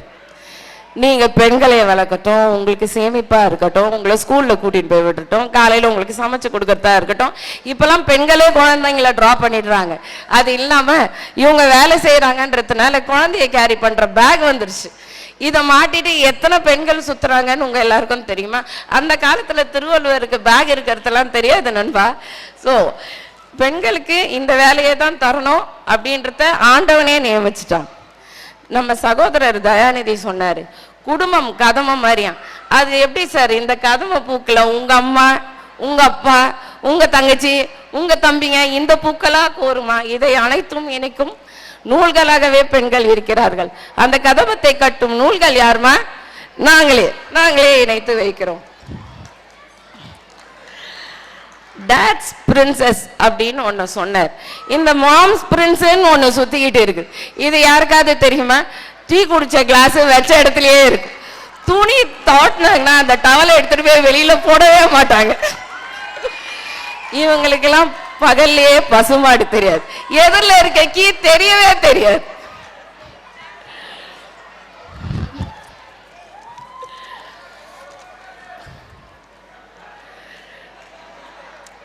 குடும்பத்தின் முன்னேற்றத்திற்கு வலிமை மட்டும் பெண்கள் சேர்க்கவில்லை, உங்கள் வலிகளையும் நாங்கள் தான் சுமக்கிறோம். எல்ஐசி பாலிசிலேயே கான்சென்ட்ரேட் பண்ணியிருக்கீங்களே சார், நீங்கள் அனைவரும் ஒரு பாலிசியை அமலுக்கு எடுத்து வாங்க. என்னைக்காவது ஒரு நாள் நீ சாப்பிட்டியா, நீ நல்லா இருக்கியா, உங்க வீட்டில் இருக்கவங்க எப்படி இருக்காங்க, அந்த பாலிசியை கொஞ்சம் எடுத்துட்டு வாங்க சார். எப்பவுமே பணம் பணம் பணம்னு இருக்காதீங்க. உங்களுக்கு பிறகு வரும் பணம் எங்களுக்கு தேவையில்லை. நீங்கள் இருக்கும்போது நீங்கள் பேசும் அன்பான 2 வார்த்தை எங்களுக்கு போதும். எங்கள் தேவைகளை தவறாக புரிந்து கொள்ளாதீர்கள். ஜுவல் லோனை பத்தி நிறைய சொல்றாரு, அனைவருக்கும் தெரிவித்துக் கொள்ள விரும்புகிறேன். நாங்கள் போட்டிருக்கும் அனைத்து நகைகளும் டம்மிகளே. எங்கள் நீங்க வாங்குற பர்சனல் லோன், இஎம்ஐ லோன் இது தெரியவில்லை என்றால் தெரிந்து கொள்ளுங்கள் தயா அவர்களே, இருக்கத்திலேயே குறைஞ்ச ரேட் ஆஃப் இன்ட்ரெஸ்ட் ஜுவல் லோனுக்கு தான். அது உங்களுக்கு கொடுத்து சப்போர்ட் பண்றது நாங்க தான். இதை அனைவரும் நீங்களும் தெரிந்து கொள்ளுங்கள். கல்யாணம் பண்ணி பெண்ணை பார்க்கறதுக்கு போறதுக்கே 10 பேரோட வர இந்த ஆண்கள் தைரியசாலிகளா? இல்லை, கல்யாணம் முடிந்தவுடன் பெண்கள் ஆண்கள் வீட்டுக்கு தனியாக செல்லும் சிங்கத்தை சிங்கக்குழியில் தனியாக சென்று பார்க்கும் சிங்க பெண்கள் நாங்க தைரியசாலிகளா? டிடி செல்லும் ஆண்களே, நீங்கள் போகும்போது உங்க குடும்பத்தை நாங்க பாத்துக்காம வேற யார் வந்து பாத்துக்கிறோம்? உங்க அம்மாவோ அம்மாவோ அப்பாவோ நாங்க உறவுகள் தானே பாத்துக்கிறோம். தயவு கவுண்டர் எழுதுற சிறுமரசன் சார், நீ தானே வேலைக்கு போற, அப்ப யாரு பாத்துக்கிறா? ரீச்லயுமே பெண்கள் தான் சார் பாத்துக்கிறாங்க. கருத்து சொல்லுங்க, எடுத்து கொடுத்து சொன்னீங்கன்னா வம்பள மாட்டீங்க. அதுவும் பெண்கள் தான் சார், எடுத்து கொடுப்பதும் பெண்களே.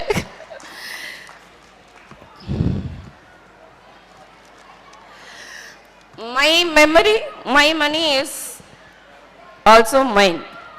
Your money is also mine அப்படின்னு நம்ம சார்ல்ஸ் சார் சொன்னாரு. இப்போ அப்படியே இருக்கு. My money is also loan. Your money is also loan. எல்லாம் ஒட்டுமொத்தமா உன் பணத்தையும் சேர்த்து லோன்ல போட்டு தான் உட்காந்துருக்காங்க. அதாம்மா வடிவேல் சொன்னேன், வடிவேல் தான் நினைக்கிறேன். பணம் பணம் சொல்லிட்டு உன் பணம் ஏன் பணம் ஏன் பணம் உன் பணம் அப்படின்னு சொல்றாங்க இல்லையா, அதேதான். பாலிசி போடும் ஆண்கள் அனைவரும் எனக்கு பிறகு என் மக்கள் நன்றாக இருக்க வேண்டும் எண்ணி போடுகிறார்கள். எனக்கு பிறகு என் குடும்பமே நன்றாக இருக்க வேண்டும் என்று நினைப்பவள் பெண் மட்டுமே. கண்ணதாசனை கிட்ட கேட்டாங்களா, ஐயா பெண்கள் என்றால் அழகா என்ன அப்படின்னு கேட்டா, கண்ணதாசன் ஐயா சொன்னாராம், பெண்களே அழகுதான், அவள் இப்படி இருந்த அழகு அப்படி இருந்த அழகு என்றெல்லாம் எதுவும் கிடையாது. பேதை பெதுமை மங்கை மடந்தை அறிவை தெளிவை பேரிலும் பெண் என்று எல்லா நிலையிலும் இருக்கக்கூடிய பெண்கள் அழகுதான். பிரபஞ்ச அழகின் மொத்த துகள் அவள் யார்? மகள். வாழ்க்கையை கரை சேர்க்கும் வரும் துணைவி அவள் யார்? மனைவி. இறைவன் அனுப்பி வைத்தான் தன்னை, அவள் தான் நம்மை பெற்றெடுத்த அன்னை. தோல்வியில் இருந்தும் நம்மை போலிமுகம் இல்லாத காப்பவள் யார்? தோழி. இப்படி தோழியாய் மனைவியாய் அன்னையாய் ஒரு பெண் உங்களை மாற்றி இருந்தால் அவள் தான் இறைவன் உங்களுக்கு கொடுத்த வரும். இது உங்களுக்கு தனியா பிறந்த நாளுக்கு வேற கிஃப்ட் கொடுப்போமா? அதெல்லாம் கிடையாது. பெண்களை தினம் பெண்கள் உங்களை மாற்றி இருந்தால் என்றாவது ஒரு நாள் அவளுக்கு மகளிர் தினம் என்று கொண்டாடுவதை விட்டுவிட்டு தினம் தினம் பெண்களை கொண்டாடுங்கள். இது எல்லாத்தையும் விட இந்த நிகழ்ச்சி சிறப்பாக அமைவதற்கு உங்களுக்கு உறுதுணையாய் இருப்பது பெண்களே. இதையே சிறப்பாக அமையத்துக்கு நாங்க தேவைப்படும் போது பெண்கள் வீட்டிற்கு துணையாக இருக்க மாட்டோமா? நல்ல வாய்ப்பிற்கு நன்றி கூறி விடைபெறுகிறேன். நன்றி, வணக்கம். நன்றி அம்மா. ஐயா, குடும்பத்துக்கு பணம் தேவையில்லை, அன்புதான் தேவை. முன்னேற்றத்துக்கு முன்னேறணும்னா அன்பு தேவை. அப்படி இருக்கும்போது அது யார்கிட்ட இருக்கு? பெண்கள்கிட்ட தான் இருக்கு இல்லையா? அழகு அன்பு அணைப்பு எல்லாமே பெண்கள் தான். நீங்க தான் சொல்லணும் அதுக்கு.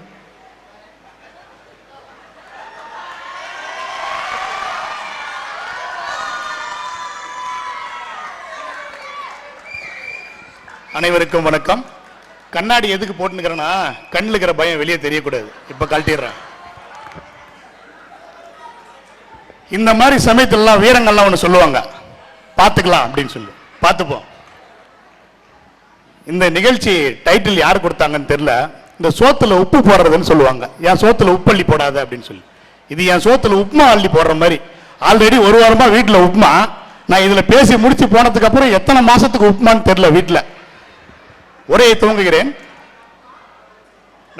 நடுவர் அவர்களுக்கு முதற்கண் வணக்கம். பார்க்கும் இடமெல்லாம் நீக்கமர நிறைந்திருக்கும் என் மனைவி எங்கிருந்தாலும் அவர்களுக்கு இரண்டாவது வணக்கம். ஏன்னா நான் வீட்டுக்கு போனோம். குடும்ப முன்னேற்றத்திற்கு பெரிதும் உறுதுணையா இருப்பது ஆண்கள் பெண்கள் இருவருமே தான். அதுல எந்த சந்தேகமும் கிடையாது. பட் ஆனா பெரிதும் உறுதுணையாக இருப்பது யார் என்று கேட்டா பட்டிமன்றத்தினுடைய தீர்ப்பு அப்புறம் சொல்லலாம். ஆனா உங்களுக்கு திருப்பி இப்ப சொல்லிடுறேன், தெரிஞ்சு போச்சு. சரிங்க.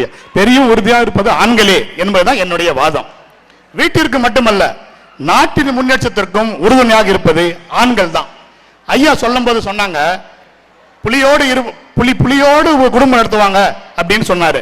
ஒரு புலி ரசம் கூட வைக்க தெரியாதவங்கள புலின்னு சொன்னார் ஐயா. அதை நான் மறுக்கிறேன். ஆண்கள் பொதுவாகவே சுயநலமற்றவர்கள். புத்திசாலிங்க ரொம்ப அதிகமா பேச மாட்டாங்க. அதனாலதான் அவங்க சண்டையில கூட அடங்கி போயிடுவார்கள். அதுக்கு தான் திருவள்ளுவர் ஒரு குறளை மேற்கோள் காட்டி அதை பத்தி சொல்லலாம். ஆக்கமும் கேடும் அதனால் வருவதால் காத்தோம்பல் சொல்லின்கண் சோர்வு அப்படின்னு சொன்னார். அதனாலதான் ஆண்கள் அதிகமாக பேசுவதே கிடையாது. நான் பொதுவாகவே சொல்றேன், இந்த குடும்ப முன்னேற்றத்திற்கு பெண்கள் வீட்டில் செய்யும் சிறு சிறு பிரச்சனைகள் வந்து முட்டுக்கட்டையாக இருக்கிறதுன்றதான் என்னுடைய வாதமே. நடுவர் அவர்களே, ஏன் ஆண்கள் அமைதியா இருக்கிறதுக்கு காரணம் எனக்கு இப்பதான் தெரியுது. நடுவர் அவர்களே, ஒரு நாளைக்கு பெண்கள் வந்து 25,732 வார்த்தைகள் பேசுறாங்களாம். ஆனா ஆண்கள் வெறும் 7,000 வார்த்தைகள் தான் பேசுறாங்களாம். இது வந்து ஒரு ஆராய்ச்சியோட முடிவு. ஆராய்ச்சி செய்தவர் வந்து சுவாதி சங்கரலிங்கம் ஒரு பெண்ணு தான். சரிங்களா? 25,732 வார்த்தைகள் பேசினா ஒரு மனுஷன் எப்படி ஐயா குடும்பத்தை முன்னேற்ற முடியும்? அவ்வளவு ஏன் விடுதலைக்கும் பெண் விடுதலைக்கும் அதிகமா போராடினது, பெண் விடுதலை பெற்றுக் கொடுத்தது யாருன்னு பார்த்தீங்கன்னா ஆண்கள் தான். நம்ம பெருசா போற்றி புகழ்ற ஔவையாரு பெண்களை பத்தி என்ன சொல்லியிருக்காங்க? தையல் சொல் கேளேல் அப்படின்னு தான் சொல்லியிருக்காரு. ஆனா பாரதியோ தையலை உயர்வு செய் என்றார், அவர்களுக்கு உயர்வை கொடு என்று சொன்னார். இது ஒன்றே போதும். பெண்கள் முன்னேற்றத்திற்கு பெருதுணை உறுதுணையா இருப்பது ஆண்கள் தான். பாரதிதாசன் வரிகளில் சொல்லணும்னு வச்சுங்களா, அவரு அப்பா எப்படி அம்மா எப்படி மனையாள் எப்படின்னு சொல்லி ஒரு ஊமை சொல்றாரு. தயைமிகு அன்னை அப்படின்னு சொல்றாரு, சந்ததம் மறவாத தந்தைன்னு சொல்றாரு, குயில் போல பேசிடும் மனையாள் சொல்றாரு. இது எந்த காலத்துக்கு பொருந்தும் எனக்கு புரியல. எந்த மனையாள் குயில் போல பேசுகிறாள்? இங்க இருக்கிற கூடி இருக்கிற ஆண்களை பார்த்து கேட்கிறேன், இப்ப இருக்கிற மனைவிய அடுத்து சொல்றவங்க ஒரு 4 பேர் கை தூக்குங்க பார்க்கலாம். ஐயா கை தூக்கிட்டு அப்புறம் நீங்க வீட்டுக்கு போக முடியாது. ஐயா, இது வந்து ஒரு தர்மத்தின் அணிக்கும் தர்மி அணிக்கும் நடக்கிற ஒரு போட்டி. தர்மிகள், இவர்கள் தர்மிகள். எய்தவர்கள் எங்கோ இருக்க அம்பு வந்து அழுது விட்டு செல்கிறது. அதனால் இந்த தர்மத்தின் அணிதான் வெல்ல வேண்டும். அவங்க சொன்னாங்க பிரதிபா மேடம் அவர்களை, அவங்க கிட்ட ஒரு அன்பா ஒரு 2 வார்த்தை பேசினா போதுமா, அவங்களுக்கு நகைகள் எல்லாம் எதுவும் வேண்டாம் அப்படின்னு சொல்லி. ஆபீஸ்ல இருந்து பிரச்சனையோட வீட்டுக்கு வருவோம். வீட்டுக்கு வரந்தா உம்முன்னு இருப்பாங்க. என்னம்மா ஆச்சு அப்படின்னு ஒரே வார்த்தை தான் கேட்போம். அதுக்கு சொல்லுவாங்க, நான் சொல்றதை யார் கேட்கறா, என் பேச்சை யார் கேட்கறா, நான் சொல்றது என்ன நடக்குது இப்படின்னு ஆரம்பிச்சு ஒரு 1/2 மணி நேரம் பேசுவாங்க. நமக்கு ஏண்டா கேட்டோன்னு தோணும். இதெல்லாம் ஒரு முட்டுக்கட்டை. அதுக்கப்புறம் சமயத்தில் சாப்பிடும்போது உங்ககிட்ட ஒன்று பேசணும்னு சொல்லி வந்து உட்காருவாங்க. அவங்க கேட்ட உடனே மனுஷன் அது என்ன சாப்பாடு, அடுத்த நாள் என்ன செய்யணும் அப்படின்னு உலகத்தையே மறந்துடுவான். ஏன்னா அதுல ஒரு பழைய மிகப்பெரிய சூட்சமம் இருக்கு. இதெல்லாம் வந்து முட்டுக்கட்டைங்கள் ஐயா. ஒவ்வொரு தந்தையும் தன்னுடைய பெண் பிள்ளைகளை வந்து ராணி மாதிரி வளர்க்குறாங்க. அது உண்மைதாங்க ஐயா. அவங்க ராணி மாதிரி வளர்த்து ஒரு ராஜா கிட்ட கொடுக்குறேன்னு அந்த ராஜாவை அடியாலாம் மாத்திடுறாங்க. கடைசியா அந்த ராணிகள் என்னவோ கடைசியா செய்ய போற உணவு என்ன தெரியுங்களா? கல்யாணத்துக்கு அப்புறம் அவங்க செய்யற முதல் சாப்பாடு கீரை குழம்பும் கிரீம் பிஸ்கெட்டும் தான். அவங்களுக்கு அதை தவிர ஒண்ணுமே செய்ய தெரியாது. அதே போல கடை 7 வள்ளல்கள் தான் சொல்லியிருக்கிறாங்க, வள்ளிகள்னு சொன்னது கிடையாது. ஏன்னா வள்ளல்களையும் ஆண்கள் தான், அவர்கள் தான் தன்னிலமற்றவர்கள், தாராளமாக கொடுத்து உதவுவார்கள். அதனால்தான் கடை 7 வள்ளல்கள்னு சொன்னாங்க, வள்ளிகள் சொல்ல. ஏன்னா பெண்கள் எல்லாம் வில்லிகள். யாரும் துரத்தாமல் ஓடுவதும் எதையும் தொலைக்காமலே தேடுவதும் ஆண்களின் விதி. அழுது அவரு சார்லஸ் சார் ஆல்ரெடி சொன்னார், அதை ஒரு கவிதை நடையில சொல்லிடுறேன். அழுது கொண்டிருக்கும் அம்மாவின் முகம் போல எளிதில் காண கிடைப்பதில்லை அழுது கொண்டிருக்கும் அப்பாவின் முகம். எந்த பசங்க பார்த்திருக்கிறாங்க அப்பா அழுகிறத? அது என்றைக்கும் திரைமறைவிலே இருக்கும். ஏனென்றால் அப்பாவின் வியர்வை குடும்பத்தை முன்னேற்றும். அதனால் அவர் கண்ணீரை மறைத்துக் கொண்டு தன் வியர்வையால் குடும்பத்தை முன்னேற்றுகிறார். இவங்க சொல்லுவாங்க, ஒண்ணுமே இல்லாதவங்களை கூட்டு வந்து நாங்க தான் வந்து ஒரு ஆளாக்கணும், நகை வாங்க சொல்றோம், வீடு வாங்க சொல்றோம், இது எல்லாம் பண்றோம் அப்படின்னு சொல்லிட்டு பொண்ணு பார்க்க போகும்போது ஒண்ணுமே இல்லாத வெறும் படிச்ச மாப்பிள்ளை யாராச்சும் பொண்ணு கொடுக்குறாங்களா ஐயா? ஆல்ரெடி செட்டில் ஆயிருக்காங்களா, நல்ல வேலையில இருக்கிறாங்களான்னு பார்த்து தான் பொண்ணு கொடுக்குறாங்க. திருக்குறள்ல சொல்லுவாங்க 2 அடியில வந்து உலகை அளந்தாங்கன்னு சொல்லி. அது ஆக்சுவலா 2 அடிக்கிறது 1.25 அடின்னு சொல்லுவாங்க. அதுல கணவன் ஒரு வரி, மனைவி ஒரு வரி, கணவன் ஒரு வரின்னு சொல்லுவாங்க. முதல் வரி மனைவினே வச்சுக்கலாம், 2ஆம் வரி கணவன் தான். ஏன்னா அது 3/4 முடிஞ்சிடும். ஏன்னா அங்கேயுமே நமக்கு வந்து எந்த சுதந்திரமும் கிடையாது, நம்மளால முழுசா பேச முடியாது. அதனால 3/4 வரியிலே முடிந்து விடும். இதுதான் எங்களுடைய ஆண்களோட நிலைமை. பெரிதினும் பெரிது கேள், அப்படின்னு சொல்லியிருக்கா பாரதி. ஆனா நாங்க எதையுமே பெருசா கேட்டதில்லை. சிறிதினும் சிறிது கொடுத்தாலும் தளராமல் குடும்பத்திற்காக உழைப்பவர்கள் ஆண்களே. அவர்களுக்கு வீட்டில் கிடைப்பது என்ன? இவ்வளவு கஷ்டப்பட்டு உழைச்சி குடும்பத்தை முன்னேற்ற ஆண்களுக்கு பழைய சோறு, பையன் சாப்பிட்னே இருப்பான், பிரியாணி பாதி வச்சிருவான், அம்மா சொல்லுவாங்க அப்பா சாப்பிட்டுக்குவார் வச்சிரு. பையன் ஒரு பண்ணை கடிச்சிட்டு பாதி வச்சிருவான், அப்பா சாப்பிட்டுவார் வச்சிரு. அவன் எதை சாப்பிட்டு பையனோ பொண்ணோ எதை சாப்பிட்டு வச்சாலும் அது மீந்ததை சாப்பிட்றது என்னவோ அந்த ஆபீஸ்ல இருந்து வர அந்த ஜீவன் அப்பா தான். அப்புறம் இவங்க சொன்னாங்க, நடுவர் அவர்களே என்னை நன்றாக உற்று பாருங்கள், குடும்பத்துக்காக உழைச்சி உழைச்சி ஓடா தேஞ்சி இந்த தலையை கொஞ்சம் பாருங்களேன், முடியெல்லாம் கொட்டி போய் இது ஒரு ஆதாரம் போதாதா உங்களுக்கு எல்லாம் குடும்பத்து முன்னேற்றத்திற்கான ஆண்கள் தான் அப்படின்னு சொல்லிட்டு எங்க அணியிலே பாருங்க. இவர் இப்பதான் ஆண்ட வேலை இருக்காரு, அவர் தலையும் பாருங்க, என் தலையும் பாருங்க. நாங்கெல்லாம் குடும்ப முன்னேற்றத்திற்காக எவ்வளவு பாடுபட்டிருக்கோம்னு உங்களுக்கே புரியும். ஐயா என் தலை கூட பாருங்க. சரிங்க, ஐயாவே சேர்த்துக்கங்க. வார்த்தையில பேர் பெண்மை அப்படின்ற ஒரு வார்த்தை கிடையவே கிடையாது. பேர் ஆண்மை அப்படின்ற ஒரு வார்த்தை இருக்குது. அது ஆண்மைக்கு மட்டுமே பொருந்தும். ஏனென்றால் ஆண்கள் தான் குடும்ப முன்னேற்றத்திற்கு உறுதுணையாக இருக்கிறார்கள். இறுதியாக, அடியினும் ஆவின் பால் தன் சுவை கொன்றாது, சுடினும் செம்பொன் தன் ஒளி கெடாது, அரைக்கினும் சந்தனம் தன் மனம் அறாது, சங்கு சுட்டாலும் வெண்மை தரும், கெட்டாலும் பட்டாலும் சுட்டாலும் ஆண் மக்கள் மேன்மக்களே, குடும்ப முன்னேற்றத்திற்கு பெரிதும் உறுதுணையாக இருப்பது ஆண் மக்களே என கூறி என் உரையை முடித்துக் கொள்கிறேன். நன்றி, வணக்கம். ஒன்றை கூற மறைந்து விட்டேன். இந்த ப்ராப்பர்ட்டி எதுக்கு எடுத்துட்டு வந்தேன்னு சொல்ல மறந்துட்டேன். கல்யாணத்துக்கு முன்னாடி என்னவோ நல்ல பெண்ணை கல்யாணம் பண்ணி சந்தோஷமா இருக்கலாம் தான் ஆண் மகனை திருமணம் செய்யறான். கல்யாணத்துக்கு அப்புறம் என்னவோ அவனுக்கு மிஞ்சன் இந்த கரும்பு தான். ஏனென்றால் அவன் பட்டினத்தாரா மாறிடுறான். நன்றி.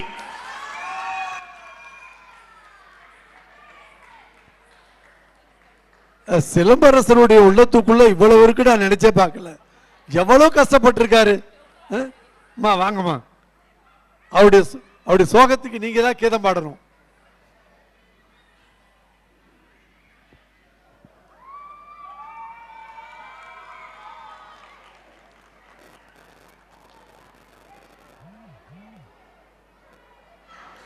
பேரன்பிற்கும் பெரு மதிப்பிற்கும் உரிய நடுவர் அவர்களே, மேடையிலே வீற்றிருக்கும் 2 அணிகளையும் சார்ந்த சக பேச்சாளர்களே, இந்த நிகழ்ச்சிகளை மிக சிறப்பாக நடத்தி கொண்டிருக்கும் எங்கள் DRDO பொங்கல் சங்கமத்தின் நிர்வாகிகளே, இங்கே பெரும் திரளாக கூடியிருக்கும் தமிழ் உறவுகளே, உங்கள் அத்தனை பேருக்கும் என் பணிவான வணக்கங்களை கனிவோடு தெரிவித்துக் கொள்கிறேன்.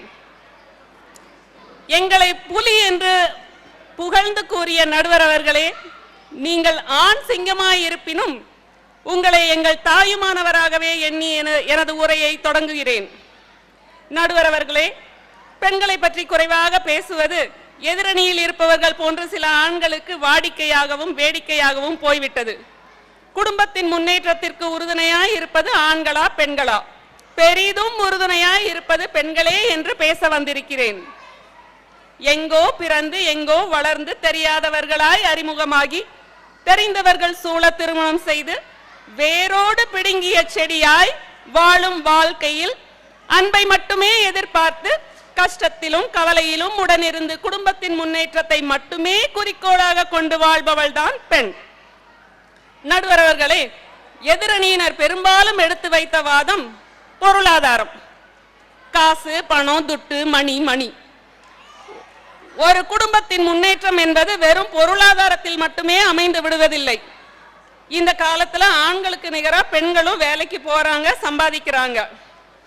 ஒரு சில காரணங்களால பெண்களால வேலைக்கு போக முடியாம ஒரு கேரியர் பிரேக் எடுக்க வேண்டியதாயிருது. நாங்க என்ன இன்ப சுற்றுலா போறதுக்காக கேரியர் பிரேக் எடுக்கிறோம்?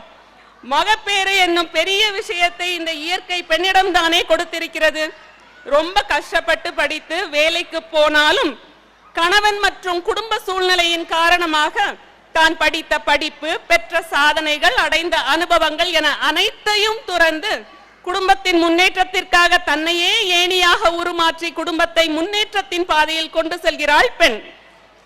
திரு சிலம்பரசன் அவர்கள் சொன்னாங்க, பெண்கள் நிறைய பேசுறாங்க, ஆண்கள் ரொம்ப ரொம்ப கம்மியா தான் பேசுறாங்கன்னு புள்ளி விவரம் எல்லாம் சொன்னாங்க.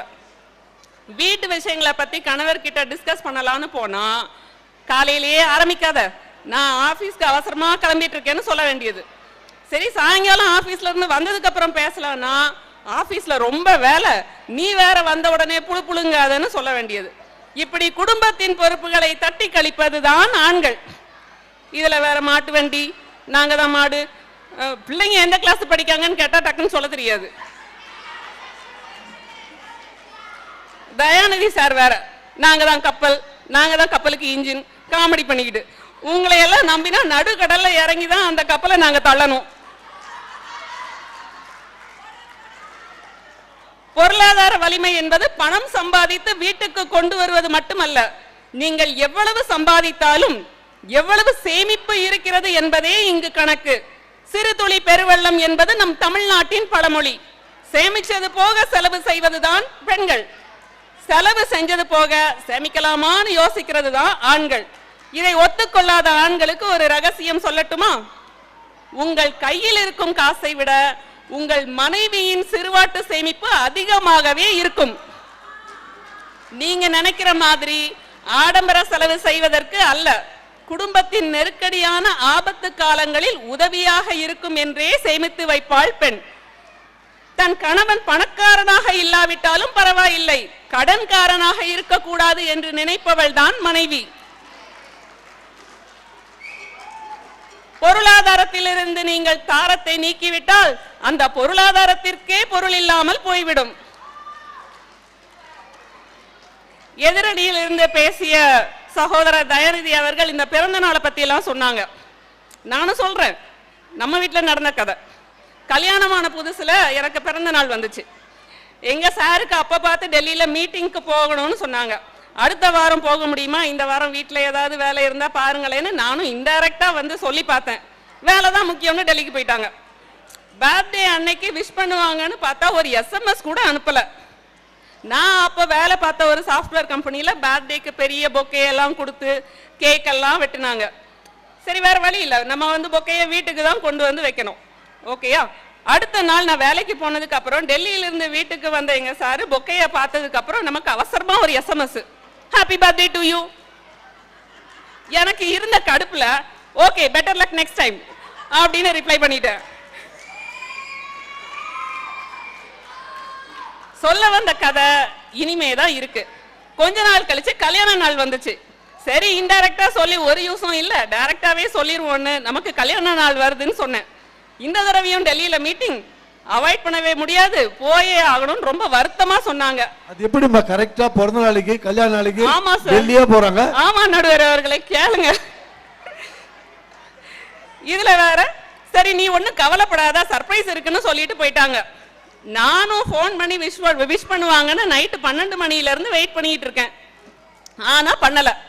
காலையில ஒரு 10 மணி இருக்கும், காலிங் பெல் அடிச்சுது. யாரோன்னு நினைச்சு போய் கதவை திறந்தேன். பார்த்தா ஒரு பூக்கார பையன் கையில பொக்கைய கொடுக்கறாங்க. அதுல வேற happy wedding anniversary by Charles Darwin ஆச்சரியக்குறி வேற. வாங்கிட்டு கதவு மூடிட்டு உள்ள போன எனக்கு ஒரே சந்தோஷம். என்னதான் இது நம்ம கம்பெனி ஐடியாவா காப்பி அடிச்சிருந்தாலும் நம்ம ஆளு இப்படி எல்லாம் சர்ப்ரைஸ் பண்றாங்களேன்னு அந்த பூவெல்லாம் பார்க்கும்போது ஒரே பட்டாம்பூச்சியா பறந்துச்சு. பார்த்தா மறுபடியும் காலிங் பெல் அடிக்குது. உடனே எனக்கு கண்ணா இன்னொரு லட்டு தின்ன ஆசையா, அந்த ரேஞ்சுக்கு எக்ஸைட்மெண்ட். போய் கதவை திறந்தா அதே பூக்கார பையன். எனக்கு பயங்கர எக்ஸைட்மெண்ட். என்ன தம்பின்னு கேட்டா, மேடம் அந்த பொக்கேக்கு ஒரு 300 ரூபா கொடுங்கன்னு கேட்டாப்ல. என்னப்பா சொல்றேன்னு கேட்டா, ஆமா மேடம் சார் தான் பொக்கைய கொடுத்துட்டு கேளுங்க சார் என்ன சொல்றாங்கட்டு. அந்த தம்பி ஆமா மேடம் சார் தான் பொக்கைய கொடுத்துட்டு அவங்க கிட்டயே 300 ரூபாய வாங்கிக்கோன்னு சொன்னாங்க. எனக்கு வந்த கடுப்புக்கு பொக்கையே கொடுத்துடலாம் போல இருக்கு. வேற வழி, சிறுவாட்டுல சேர்த்து வச்சிருந்த காசை தான் எடுத்து கொடுத்தேன். அடுத்தது திரு தயாநிதி அவர்கள் செஸ் போர்டை பத்தி எல்லாம் சொன்னாங்க. சதுரங்கத்தில் ராஜாவை இழந்தால்தான் ஆட்ட முடியும், உண்மைதான், இதில் எந்த மாற்று கருத்தும் இல்லை. ஆனால் வாழ்க்கை என்னும் சதுரங்க பலகையில் ராஜாவையும் ராஜ்யத்தையும் காப்பாத்துறதுக்கு அந்த ராணி படுற பாடு இருக்கே, ராஜாவுக்கு ஒரு ஸ்டெப்புக்கு மேல வைக்க முடியாது. ராணியால மட்டுமே அனைத்து திசைகளிலும் சென்று ராஜாவிற்கு குடைச்சல் கொடுக்கும் எதிரணியின் காய்களை அழிக்க முடியும். எந்த ஊர்லயாவது சதுரங்கத்துல ஒரு ராஜா இன்னொரு ராஜாவை ஜெயிச்சு பார்த்திருக்கீங்களா? அவர் பாட்டுக்கு ஒரு வாரமா உட்கார்ந்து ரெஸ்ட் எடுத்துக்கிட்டு இருப்பாரு. ராணிதான், வீட்டின் மனைவியாகிய ராணிதான் தன் கணவன் என்னும் ராஜாவையும் ஜெயிக்க வைத்து அந்த குடும்பத்தை முன்னேற்றத்தின் பாதையில் கொண்டு செல்கிறாள். இதற்கு சான்றா நம்ம கிராண்ட் மாஸ்டர் பிரக்ஞானந்தா மற்றும் வைஷாலி அவங்களுடைய தாயை சொல்லலாம். அவர்களை பற்றி ஒரு பத்திரிகையில கூட சொல்லியிருந்தாங்க. பிரக்ஞானந்தா செஸ் போர்டில் நகரும் ராணியாய் அம்மா, வியந்த உலக நாடுகள் என்று நாகலட்சுமி அம்மாவை பற்றி கூறுகிறது. இவ்வாறு பிள்ளைகளையும் குடும்பத்தையும் கண்ணும் கருத்துமாக பார்த்துக் கொள்பவள் தான் பெண். அடுத்து எதிரணியினர் சொன்னாங்க, வெல் செட்டில்டு பாயா நாங்க தேடி கல்யாணம் பண்ணோமா. நீங்க வெல் செட்டில்டாவா இருந்தீங்க கல்யாணம் பண்ணும்போது? கல்யாணத்துக்கு முன்னாடி உங்க பேர்ல ஒரு இடம் இருந்துச்சா? வீடு இருந்துச்சா? காரு அட ஒரு குண்டுமணி தங்கமாவது இருந்துச்சா? இப்ப உங்ககிட்ட எல்லாம் இருக்குல்ல. இதெல்லாம் யாரால வந்துச்சு? ஐடியா கொடுத்தது யாரு? குடும்பத்தை சிறப்பா வழி நடத்துறது யாரு? வீட்டின் பெண்கள் தானே. நீங்க இஎம்ஐலேயே வாங்கி இருந்தாலும் மீதம் இருக்கும் பணத்தில் சரியாய் திட்டமிட்டு செயல்படுபவள் தான் பெண். இதைத்தான் வள்ளுவர் கூறுகிறார், மனைத்தக்க மாண்புடையாள் ஆகி தற்கொண்டான் வளத்தக்காள் வாழ்க்கை துணை. மாண்புடையாள்னு மனைவியத்தான் திருவள்ளுவர் சொல்றாரு. மாண்புடையான்னு ஒரு வரி கூட திருக்குறள்ல சொல்லவே இல்லை. இல்லத்திற்குரிய பண்புகளை உடையவளாகவே இருந்து தன் கணவனுடைய வருவாய்க்கு தக்கவாறு வாழ்க்கையை அமைப்பவளே மனைவி. பெண் என்பவள் நம் வாழ்வில் அடுத்து என்ன செய்ய வேண்டும், நம் குடும்பத்தை எவ்வாறு முன்னேற்ற வேண்டும் என்று ஒவ்வொரு நொடியும் சிந்தித்து செயல்படுகிறாள். எந்த நேரத்திலும் தன் மன வலிமையை விடாமல் தன்னம்பிக்கையுடன் வாழ்க்கையின் சவால்களை கையாண்டு குடும்பத்தின் முன்னேற்றத்திற்கு பெரிதும் உறுதுணையாய் இருப்பது பெண்களே என்று கூறி நல்ல வாய்ப்பிற்கு நன்றி கூறி விடைபெறுகிறேன். நன்றி, வணக்கம். நன்றி நன்றி. நல்ல முத்தாய்ப்பாக முடித்தீர்கள், மிக சிறப்பு.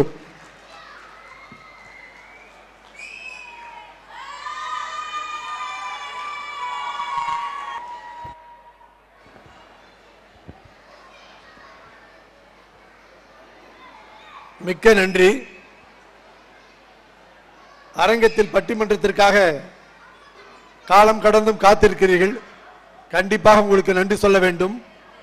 அதிலும் குறிப்பாக உங்களோடு இருப்பவர், உங்களுக்கு பக்கத்திலே இருப்பவர்கள், அவர்கள் பேசுவதை நீங்கள் கேட்பது மழலை சொல் கேட்பது போல நீங்கள் எல்லாம் இப்பொழுது தாய்மார்கள் போல்தான் எங்களுக்கு தோன்றுகிறீர்கள். நன்றி. தகராறு இல்லாத குடும்பம் கிடையாது. வீட்டுக்கு வீடு வாசப்படிதான். ஒவ்வொருத்தருக்கும் ஒரு கவலை இருக்கு. யானைக்கு தன்னுடைய உடம்பை தூக்க முடியலையோன்னு கவலை, அணிலுக்கு நமக்கு உடம்பு பெருசா இல்லையேன்னு கவலை, ஏழைக்கு வயிறு நிலையேன்னு கவலை, பணக்காரனுக்கு தொப்பை குறையிலையோன்னு கவலை, பணம் இருக்கு சந்ததி இல்லையே அப்படின்னு அவனுக்கு கவலை, சந்ததிகள் நிறைய இருக்கு சாப்பாட்டுக்கு வழி இல்லையேன்னு இவனுக்கு கவலை. அமெரிக்காவில் பகலா இருந்தா இந்தியாவில் இரவா தானே இருக்க முடியும். அதில் நம்ம அடுத்தவங்களை பார்க்கறத விட நம்முடைய வாழ்க்கையை நம்ம தான் பார்த்துக்கணும். கணவன் வீட்டுக்கு வரும்போது இப்ப பேசுறாங்கல்ல, இதெல்லாம் அவங்க வீட்டில் நடந்துதான். இதெல்லாம் பதிவு பண்ணிக்கணும் இல்லைங்களா? கணவன் வீட்டுக்கு வரும்போது பிரச்சனையோட வரக்கூடாது. மனைவி அவங்க வீட்டுக்கு வரும்போதே கணவனை என்ன கேள்வி கேட்கலாம் அப்படின்னு காத்துட்டு இருக்க கூடாது. கணவர் எதை சொன்னாலும் அடிச்சுதான் சொல்லணும் அவசியம் இல்லை. மனைவி எதையும் இடித்துதான் பேசணும் அவசியம் கிடையாது. கணவன் காய்கறி வாங்கிட்டு வராரு, காய்கறி இவ்வளவு மட்டமா அப்படின்னு மனைவி கேட்டா உடனே கணவன் எந்த நாய் சொல்லிச்சு அப்படின்னு கேட்டா பிரச்சனை தானே வரும் இல்லையா?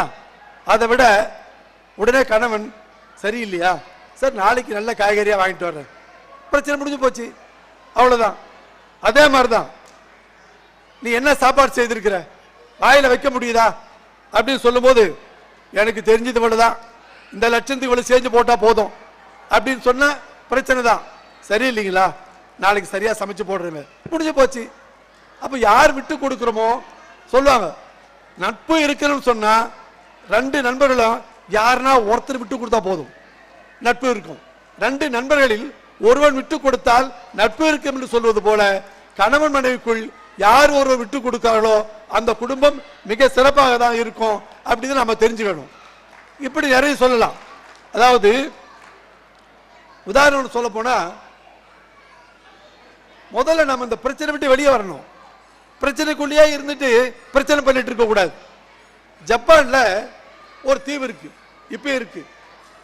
அந்த தீவுல இருந்து கொஞ்சம் தொலைவுக்கு போனாக்கா சுவையான மீன் கிடைக்கும். ஆனா அந்த மீன் பிடிக்கிறதுக்கு போறதுக்கு 2 நாள் ஆகும், போயிட்டு திரும்ப வர்றதுக்கு. 2 நாள்ல மீன் கெட்டு போயிடும்.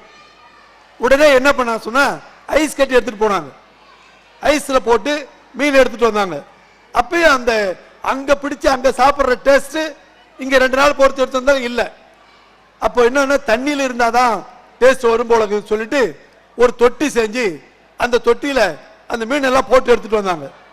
அப்பயும் அந்த டேஸ்ட் வரல. அப்ப அவனுக்கு தெரிஞ்சது, இது கடல்ல ஓடிக்கிட்டே இருக்கிறது, நம்ம பிடிச்ச ஒரு தொட்டிக்குள்ள ஓட முடியாம வச்சிருக்கோம், இதுக்கு என்ன பண்றது அப்படி சொல்லும் போது ஒரு இந்த சுறாவனுடைய குட்டி அதை ஒண்ணு பிடிச்சு அந்த மீன் தொட்டிக்குள்ள போட்டாங்க. இந்த சுறா துரத்தும், அந்த மீன் ஓடிக்கிட்டே இருக்கும். இப்போ எடுத்துட்டு வந்து பார்த்தா அந்த மீன் அந்த சுவை அப்படியே இருந்துச்சு. இப்படிதான் பிரச்சனை நம்மளை துரத்திக்கிட்டே இருக்கணும், நம்ம வாழ்ந்துகிட்டே இருக்கணும், அந்த வாழ்க்கை தான் சுவையா இருக்கும். இப்போ நான் இவங்க பேசுறத வச்சு சொல்லலாம். யாருமே அப்பாவோ அம்மாவோ ஒரு குழந்தைக்கு, உண்மையான குழந்தைக்கு உண்மையான அப்பாவும் உண்மையான அம்மாவும் குறையாக தெரிவதே கிடையாது. மதுரையில ஒரு ஆட்டோ ஓட்டுறவர், பகலெல்லாம் ஓட்டுவார், திரும்ப இரவு சாப்பிட்டுட்டு உடனே ஆட்டோ போயிடுவார். அப்ப பக்கத்து வீட்டுக்காரன் கேட்டா, ஓ உடம்பு என்னத்தையே ஆகிறது, பகல்ல ஓட்டுன சம்பாரிச்சுட்ட போதும் இல்லையா அப்படின்னு கேட்டார். நான் சொன்னா, பகல்ல ஓட்டுனது குடும்பம் வாழன்றதுக்காக ஓட்டுன, இரவுல ஓட்டுறது என் பசங்க எல்லாம் படிக்கணும் அதுக்காக ஓட்டுறேன் என்று சொன்னானாம். அதே மாதிரிதான் நீங்க படிச்சிருப்பீங்க, நாமக்கல்ல ஒருத்தர் கழிநீர் துப்புரவு செய்யறவர், கழிநீர் துப்பு செய்யற அவரு கஷ்டப்பட்டு தன்னுடைய பொண்ணை படிக்க வச்சார். குரூப் 1 எக்ஸாம்ல பாஸ் பண்ணிடுச்சு. அது என்ன ஆச்சு, கார்பரேஷன் கமிஷனர் ஆயிடுச்சு. எந்த கார்பரேஷன்ல இவர் கழிவுநீர் துடைச்சிட்டு இருக்காரோ அந்த கார்பரேஷன்ல அவர் படிக்க வச்ச பொண்ணு கமிஷனா வருது இல்லையா? அப்போ அந்த அப்பாவுடைய பாரு ஒண்ணு இல்ல.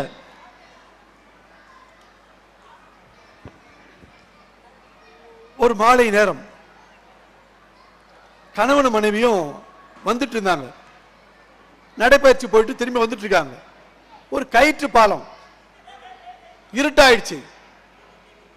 அது கயிற்று பாலம் இருட்டானதும் வேக வேகமா போறாங்க.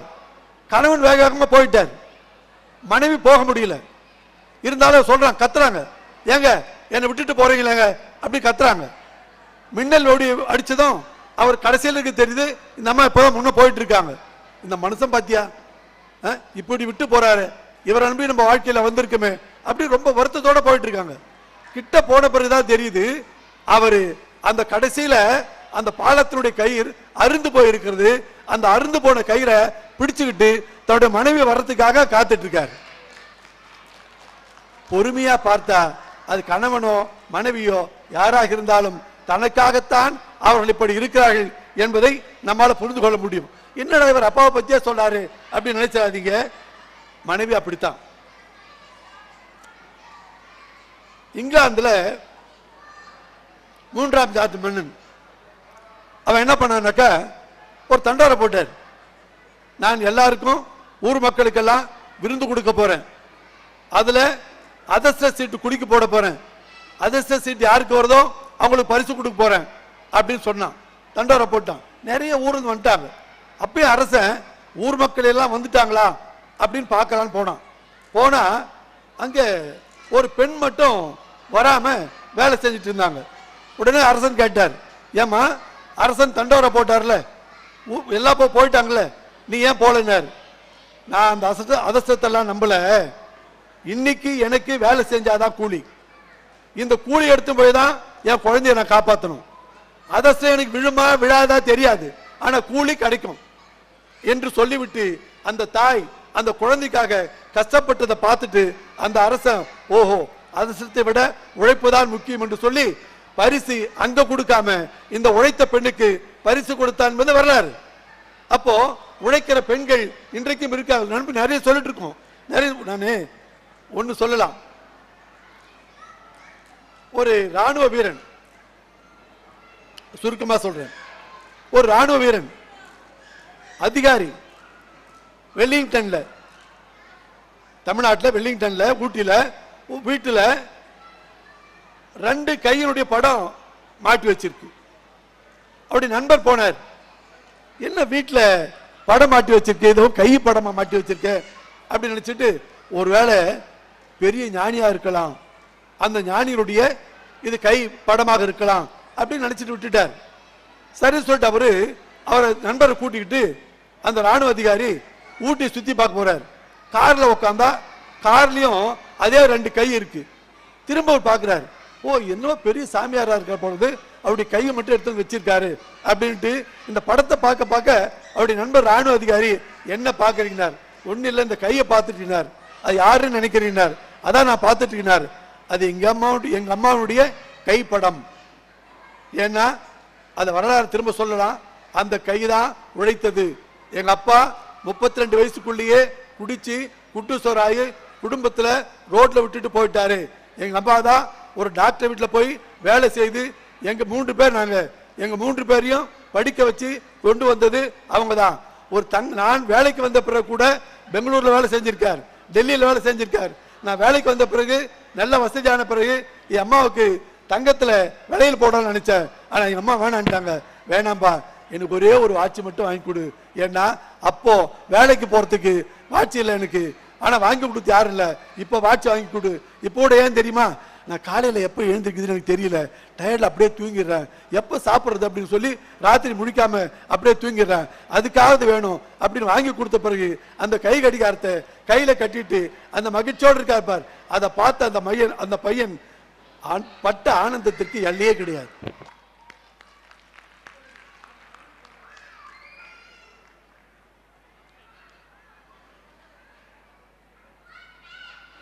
ஹலோ, இப்படி நாம் நிறைய சொல்லலாம். ஒன்னே ஒன்று சொல்லிடுறேன், அது பாட்டாதான் படிக்க முடியும்.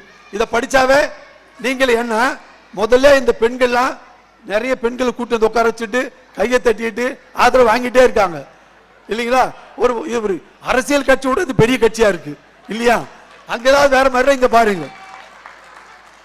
ஒண்ணு வேண்டாங்க, சிவாஜி படம் ஒண்ணு, அந்த படத்துல ஒரு பாட்டு வரும். பாட்டு அருமையான பாட்டு. ஒரு விவசாயியை பத்தி பாட்டு, அவன் ஏர் ஓட்டத்தை பத்தி பாட்டு, அது நெல்ல இருக்கிறத பத்தி பாட்டு, அதை கொண்டு போய் விற்கிறத பத்தி பாட்டு. அந்த பாட்டு கடைசியில முடிப்பான்.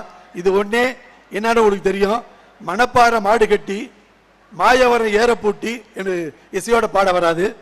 வயக்காட்ட உழுது போடு சின்ன கண்ணு, பசும் தழைய போட்டு பாடுபடு செல்லக்கண்ணு, ஆத்தோரம் கிச்சடி சம்பா, கிச்சடி சம்பாலாம் இப்ப இல்ல, ஆத்தோரம் கிச்சடி சம்பா பார்த்து வாங்கி விதைச்சு நாத்த பறிச்சு நட்டு போடு சின்ன கண்ணு, தண்ணி ஏத்தம் பார்த்து பிடிச்சி இறைச்சி போடு செல்லக்கண்ணு, கருதனெல்லாம் விளைய வச்சு மருதஜெல்லாம் ஆள வச்சு அறுத்து போடு களத்து மேட்டுல சின்ன கண்ணு, நல்லா அடிச்சு தூத்தி அளந்து போடு செல்லக்கண்ணு, பொதியாத்து வண்டியிலே பொல்லாத்து சந்தையிலே விருதுநகர் வியாபாரிக்கு சின்ன கண்ணு, நீயும் வித்து போட்டு பணத்தை எண்ணு செல்லக்கண்ணு.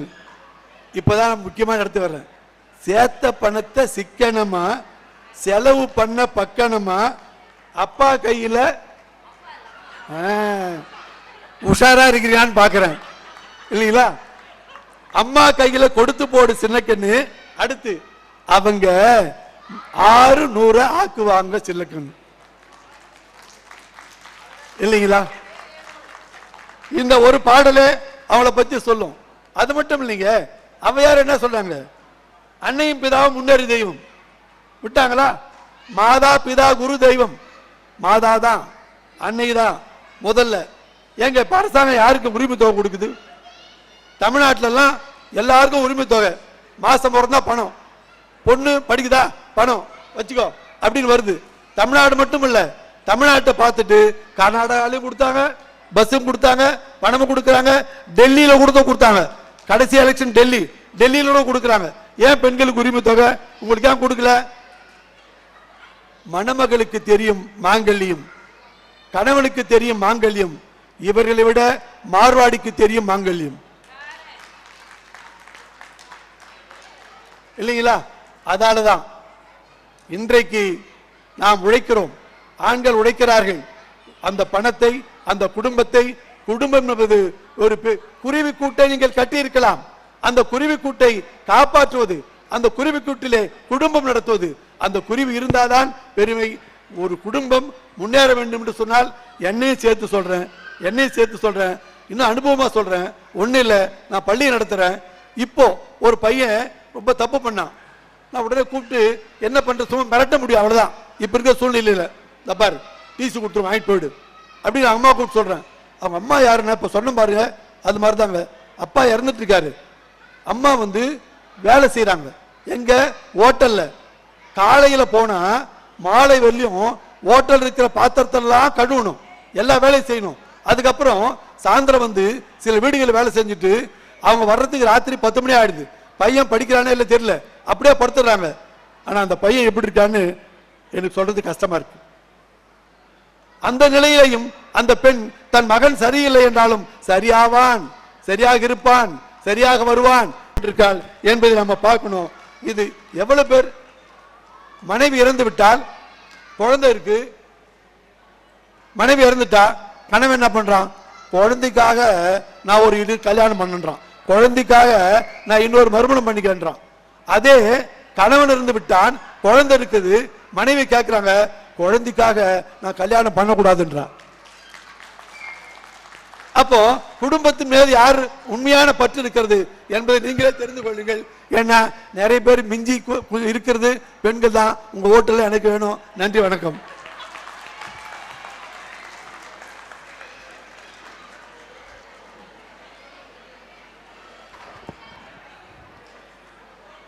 எங்களுடைய அழைப்பை ஏற்று இந்த பட்டிமன்றத்திற்கு நடுவராக வந்த முனைவர் ஐயா வணங்காமுடி அவர்களுக்கு மரியாதை செய்ய தலைவர் திரு ரகுபதி, டிஆர்டிஓ பொங்கல் சங்கமத்தின் தலைவர் திரு ரகுபதி அவர்களை மேடை கலைக்கின்றோம்.